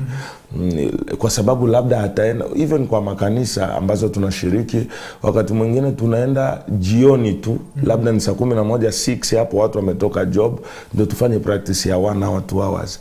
Lakini Kongo wanaweza chukua practice kutoka asubuhi saa 3 mpaka saa 12 jioni. So unaona hiyo tofauti. Manake hata kama ataingia kwa studio a record, hiyo muziki yake ni tofauti na mwenye angelitumia kwa 2 hours kwa studio na mwenye anatumia siku mzima. Hiyo ndio imetofautisha. Nafikiria Kongo wako na hiyo enough practice, maandalizi ya kutosha kabisa. Kenya pia muziki ni nzuri sana, but hakuna kabisa hiyo muda mwingi sana wa kupatia muziki. Yes. Na tuseme wewe kwamba umekuja kwenye taifa ambalo pia alifanya tuseme muziki sana full time, yes. Lakini ile muziki ni mzuri. Kwako wewe unaweza kusema kwa ule utunzi wako wa ngoma, muziki ambazo umetoa, ni muziki upi ambao uliweza kukutambulisha wewe kwa Wakenya? Muziki ambao uliweza kunitambulisha ni Roho Yangu. Roho Yangu ilipokelewa vizuri, inaitwa Roho Yangu Msifu Bwana. So ilipokelewa vizuri, na pia hii nyimbo ambayo nimeitoa ambayo tumemaliza kuimba, nimeona imepokelewa vizuri, na bado tunaendelea kupambana. Pia kuna nyimbo tu ambazo ninajua zitakuwa nzuri zaidi, cause nimeshirikisha waimbaji wengi wakubwa hapa Kenya, wazuri sana ambao wanafanya hiyo muziki wa injili ya ukweli. Naamini hizo ambazo zinakuja sasa baada ya hapa ndio zitakuwa kubwa zaidi kwa uwezo wa Mungu. Hebu tupe kionjo ya Roho Yangu. Roho yangu msifu Bwana, nafsi yangu imba sifa zake, mawazo yangu mtukuze Yesu, katika shida pia majaribu usimuache Bwana, usimuache Yesu. Afu napenda hii, Yesu ko pamoja nami katika safari yangu, Yesu naniongoza ili nisipotee, Yesu nanishika mkono ili nisianguke, tena umeniahidi kwamba hautaniacha milele. Hebu tupate kionjo hiyo Roho Yangu, ndio hapo mtazamaji nisianguke, tena umeniahidi kwamba hautaniacha milele. Baba, umeniahidi kwamba hautaniacha milele. Imani yangu himiti Bwana, usisahau wema wake Mungu. Mwili wangu tukuze Yesu wakati wote, imba jina lake, usimuache Bwana, usimuache Yesu. Yesu uko pamoja nami katika safari yangu, Yesu naniongoza ili nisipotee, Yesu nanishika mkono ili nisianguke, tena unaniahidi kwamba hautaniacha milele. Baba, umeniahidi kwamba hautaniacha milele. Umeniahidi kwamba Baba hautaniacha milele katika safari yangu na imani, hautaniacha milele.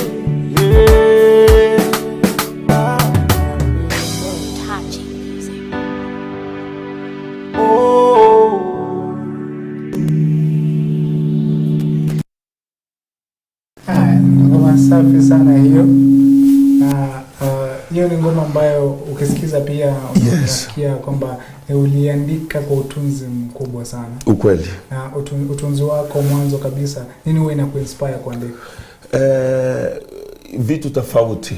Hata hali ambayo ninaweza kuwa nikipitia inanifanya kabisa niandike nyimbo. Wakati mwingine ninaweza kuwa ninakaa na wewe tu tunafikiria, yani nafikiria tu vitu ambazo unafanya, nafikiria tu venye uko, na hapo ninapata mashairi.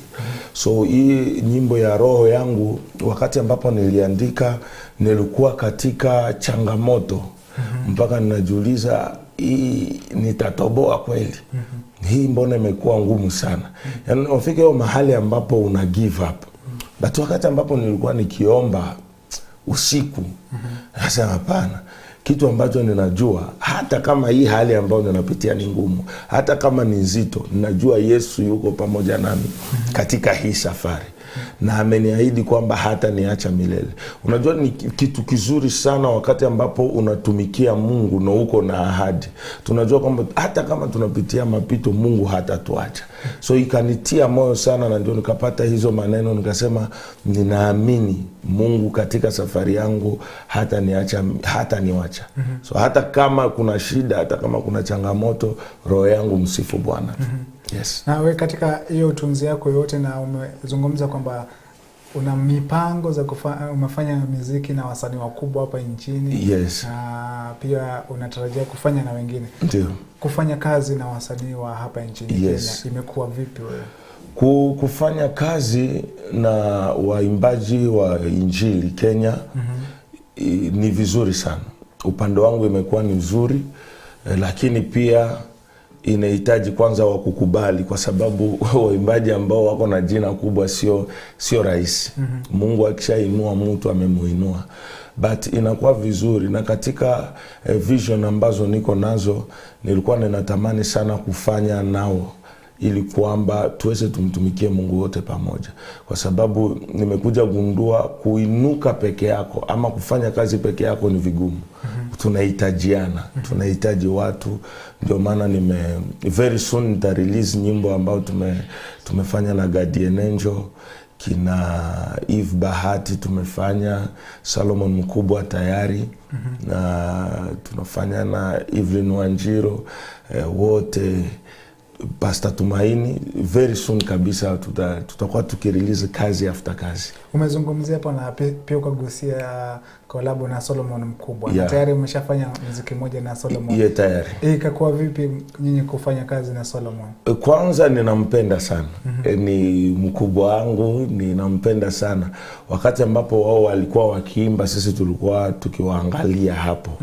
Yani ni wakubwa zetu ambao tunaangalia, unatamani siku moja nataka na mimi niimbe hivi. So walikuwa wakubwa zetu, na wakati ambapo ilifika muda mwafaka nikamwambia tu kuna nyimbo ambayo inanibariki sana na ninaomba tuifanye pamoja.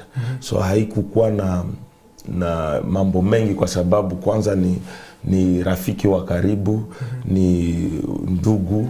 So haikukuwa na mambo mengi. Na wewe hiyo wakati yote kufanya kazi na Solomon Mkubwa, ukisema kwamba ni mtu ambaye ulikuwa unaangalia, uko unaanza muziki, unasema unataka uimbe kama yeye. Wewe kufanya kazi na yeye, experience yako kufanya kazi na yeye imekuwa vipi? Kwanza kuhudumu na mtu kama Pastor Solomon Mkubwa ni mafundisho tosha. Kwa sababu ni mtu ambaye ako na experience ya muda mrefu kwa huduma. So hata hiyo tu venye anakaa kwa studio, venye anaimba, ni experience tosha. Kwa sababu wakati mwingine mimi nilikuwa studio ninaimba na mahesabu. Ninaimba hii ninaikata, ninakatiza, lakini yeye wakati anaingia studio unamwekea mziki yote iwe refu. So yeye atajiachilia. anaimba tu ni kama ako kanisani, ni kama ako kwa ibada. Na wakati ambapo tuko hapo kwa studio anaimba, unaona mpaka machozi inatoka kwa macho. Analia, yani mtu anazama, hiyo uimbaji inatoka ndani. So hiyo tu kurecord na yeye yenyewe ni mafundisho. So ilikuwa experience nzuri sana. Hebu tuonjeshe kidogo alafu kisha tupate hiyo ngoma yako na Solomon Mkubwa. Amen. Hiyo najua itakubariki sana. Sijui niimbe pande gani, sijui niimbe pande. Hebu chukua lines zako 2-3 kisha tutaingia kwa ngoma yenyewe alafu ndo watazamaji waone hiyo muziki. Haleluya, unatawala milele. Haleluya, jina lako limara. Haleluya, unadumu milele. Haleluya, jina lako limara. Niwe Bwana Yesu, niwe Bwana Yesu, mwana wa Mungu, kiwa upande wangu mimi niko sawa. Kwa maana katika jina lako tumepewa mamlaka, uwezo na nguvu zote. Kwa neno lako wagonjwa wanapona, viwete watembea, vipofu wanaona, viziwi wasikia. Kansa inapona, kisukari inapona, presha inapona, magonjwa sugu yatoroka. Kwa neno lako wagonjwa wanapona, viwete watembea, vipofu wanaona, pia viziwi wasikia. Kwa jina lako kansa inapona, kisukari inapona, presha inapona, pia ukimwi yatoroka.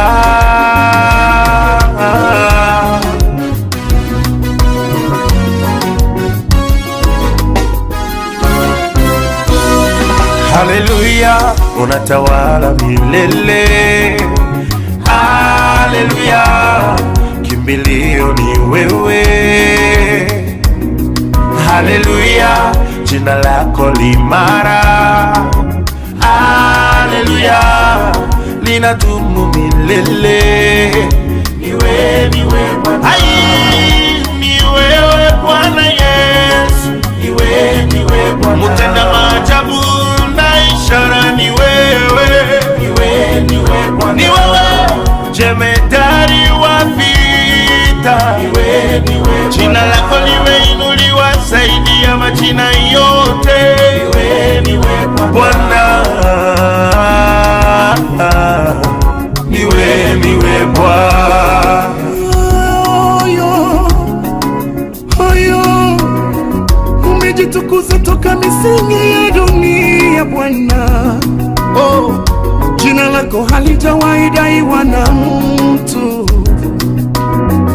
Umekuwa mwaminifu kwa maisha yetu. Unasema wewe ni baba na sisi ni wana. Tumeona na macho. Unatujali kila siku Baba. Unatembea nasi kila siku kwenye hatari. Unatushuhudia ndani ya mataifa kuwa wewe ni baba yetu. Mataifa wameongea, wanajua wewe ni Mungu wetu, na wala hujatuacha. Mwaminifu wa maisha yetu, haudai wake na yeyote. Ukisema utabariki, utabariki. Ukisema ukisema utatenda, utatenda. Amen. Muziki safi kabisa. Asante. Ni wewe Bwana. Ni wewe Bwana. Tuseme ngoma hiyo kuweza kutunga ilikuwa ulifikiria nini? Hiyo nyimbo wakati ambapo niliitunga ni kuangalia tu wema wa Bwana. Unajua wakati mwingine mimi nikiwa hata kwa maombi ninapenda tu kushukuru Mungu. Napenda tu kumshukuru Bwana. So wakati ambapo ninaomba mara nyingi napata nyimbo usiku. So wakati ambapo nimemaliza kuomba, sababu nina piano hapo kwa nyumba, nina guitars, so ninaweza chukua tu wakati fulani, niko na studio home hapo. So nasikia tu nimesikia kitu fulani kanapanda. So nikaambia tu Mungu, wewe ni wewe Bwana katika yote. Yeah. Na tukiweza kuzungumzia changamoto ambazo zinakumba wasanii, kila msanii anazungumzia changamoto zake. Kwa wakati mmoja anasema kwamba nilipitia haya nikamaliza. Wewe kama msanii ambaye umetoka Kongo na pia kwa kuja nchini Kenya, nchi tofauti, wewe kama msanii unaweza kusema changamoto yako imekuwa ipi, na pia unaweza kumwambia vipi ambaye anatazama na anapitia changamoto sawia? Changamoto nafikiria ni sehemu ya maisha ambayo tunapitia. Kama mimi nimepitia ukweli changamoto katika huduma, kwa sababu kusimama ni ngumu. Kusimama ni ngumu sana. Zaidi kama uko na kipaji, uko na talent na hauna pesa, inakuwa ngumu. Inakuwa vigumu sana, lakini unaweza kosa hata pesa za kurekodi. Yani uko na nyimbo. Hapa Kenya kuna waimbaji wazuri sana. Watu wako na sauti, akisimama hapa aimbe hata wewe mwenyewe unasikia mbingu zinafunguka. Lakini hakuna pesa. Changamoto ni hiyo support kubwa. Yani hiyo, kuna watu wengine wakiona mtu wako na kitu wanakisupport ili kwamba aende mbele. But unapata changamoto kubwa ni uko na vision, uko na talent, lakini hauna watu wa kukusupport. But tunashukuru Mungu kwa sababu siku hizi at least kumekuwa na mtandao wa kijamii, kumekuwa na YouTube na Facebook. Hiyo inasaidia basi at least mtu anajitangaza pia kidogo na wakujitokeza kukusupport katika huduma anatokea. Na amesema kwamba umepitia changamoto pia ukazimaliza. Wengi wa wasanii wanasema kwamba kuna wale wasanii ambao wanawaangalia kuwaongoza hapa nchini Kenya. Wasanii gani ambao unaweza sema kwamba umewaangalia na wamekushika mkono? Wasanii ambao nimewaangalia ni wengi sana. Ama ambao pia unatamani pia kufanya kazi na wao wote pamoja? Wengi. Kwanza nampenda, kuna mtu ambaye amenishika sana. Yani hajawahi niachilia. Anaitwa Lady B. Lady B ni mwimbaji ambaye tulikutana naye mahali. Na tangu tukutane naye mpaka sasa hajawahi nichoka. Yani wakati mwingine hata kwa wiki lazima tuongee karibu mara 3 ama 4. Wakati wote ananiambia kuna event fulani, kuna worship experience, kuna tufanye crusade. Vitu kama hizo zinafanya tunaendelea kugrow. Na pia ninatamani sana na ninapenda sana kuangalia kazi za mama Sarakei. Ni mtu ambaye huwa ninamuona sana. Ninapenda sana venye anafanya huduma. So ni watu ambao ninakuanga nikiangalia sana. Even kina Pastor Tumaini wanafanya vizuri sana. Nawaangalia sana.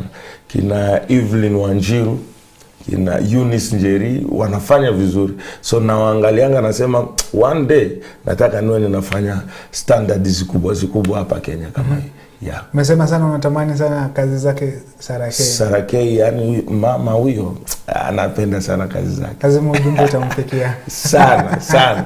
Yani sana napenda sana. Huduma yake napenda. Na sasa hivi kuna watu wanakutazama na kwa sababu tunakaribia kumaliza, pia unaweza kawaambia aje wasanii ambao wenyewe wanaanza ndo wanaanza music, na pia unaweza wanaotaka kukutafuta wanaweza kukupata wapi? Yes, kwa wale ambao wanaanza haina haja ya kuvunjika moyo. Ndio kitu tu ambacho naweza kuambia. Haina haja ya kuvunjika moyo, haina haja ya kukata tamaa.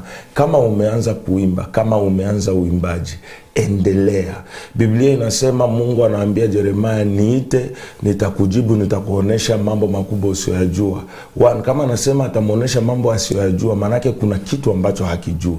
So natakikana kujua. Kama wewe ni muimbaji, fanya practice sana ili kwamba ujue pia zaidi. Fanya mazoezi sana, ombea talent yako sana, tia bidii sana, na kesho Mungu atafungua milango zaidi. Usikate tamaa hata kama kunaweza onekana kuna changamoto, watu unatoa nyimbo hata labda hakuna views, hizo pia zinatuvunjanga moyo. Unaweza toa nyimbo hakuna subscribe, hakuna views, endelea tu kutoa. One day utakujanga utoe nyimbo moja tu. Moja itaamusha hizi zingine zote. So hiyo itatusaidia sana kwa waimbaji wote ambao wanatokelezea ama wanaanza huduma. Pia ukinitafuta kwa mtandao, niko kwa, utanipata hapo kwa Facebook page, utasearch tu Miracle Pierrot Official, utanipata hapo kwa Facebook page. Ukiingia hapo YouTube, Miracle Pierrot Mupatai, Miracle Pierrot Mupatai, utanipata hapo kwa YouTube. Ingia hapo, subscribe, utapata kazi zangu, natoa nyimbo nyingi pia, zitakubariki sana. Instagram Miracle Mupatai, hapo ndio mahali ninatumia zaidi. Na tunatarajia nini kutoka kwako? Kuna mipango za album, kuna mipango za ngoma zingine? Yes. Ninaandaa album mpya kabisa very soon. Nafikiria hata mwezi wa 8 mwisho hapo nitatoa nyimbo album kabisa, karibu nyimbo 8 ama 10. Lakini pia nataka kwanza ni release kila mwezi, nitakuwa nikirelease nyimbo ambazo tumeimba na wasanii wa marafiki zangu wa Kenya. Na manake tunamaliza na tunataka utatuperformia Uinuliwe. Ndio tutamaliza. Na kabla tumalize, kusema kwa heri na Kikongo mtu anasemaje? Kusema kwa heri na Kikongo, kwa heri, Mungu akubariki. Nzambea pambola yo tokomonana. Hebu tupe tena. Nzambea pambola yo. Mungu akubariki, tokomona na tutonana. Zambe ndio nini? Zambe ni Mungu. Na hiyo nyingine. Zambe apambola yo. Apambola yo akubariki. Apambola yo. Yeah. Zambe apambola yo. Yes. Hivyo tunamaliza basi na Uinuliwe. Amen. Zambe apambola yo. Zambe apambola yo. Tumalize basi na Uinuliwe. Yes. Yo tupatane tena. My name is Chris Sambo. This is Kirk in the morning. See you next week on Friday. Goodbye. This is Uinuliwe by Miracle Pierrot.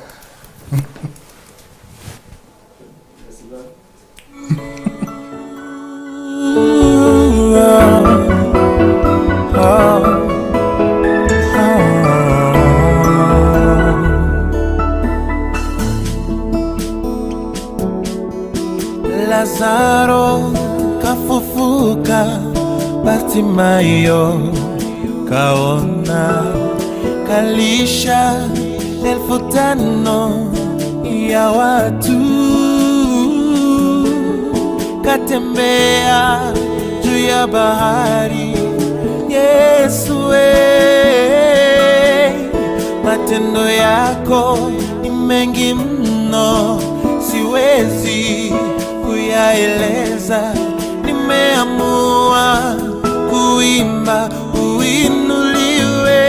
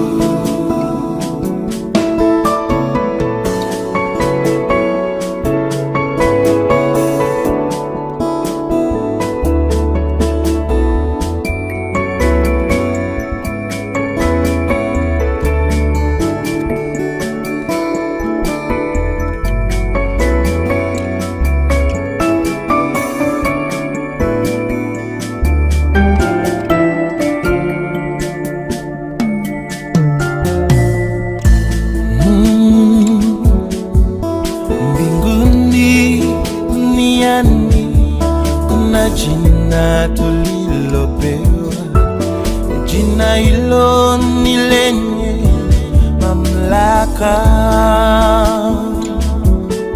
Kwa jina la Yesu kila goti lipigwe, na kila ulimi ukiri kwamba ni Bwana. Kwa jina la Yesu kila goti, na kila ulimi ukiri kwamba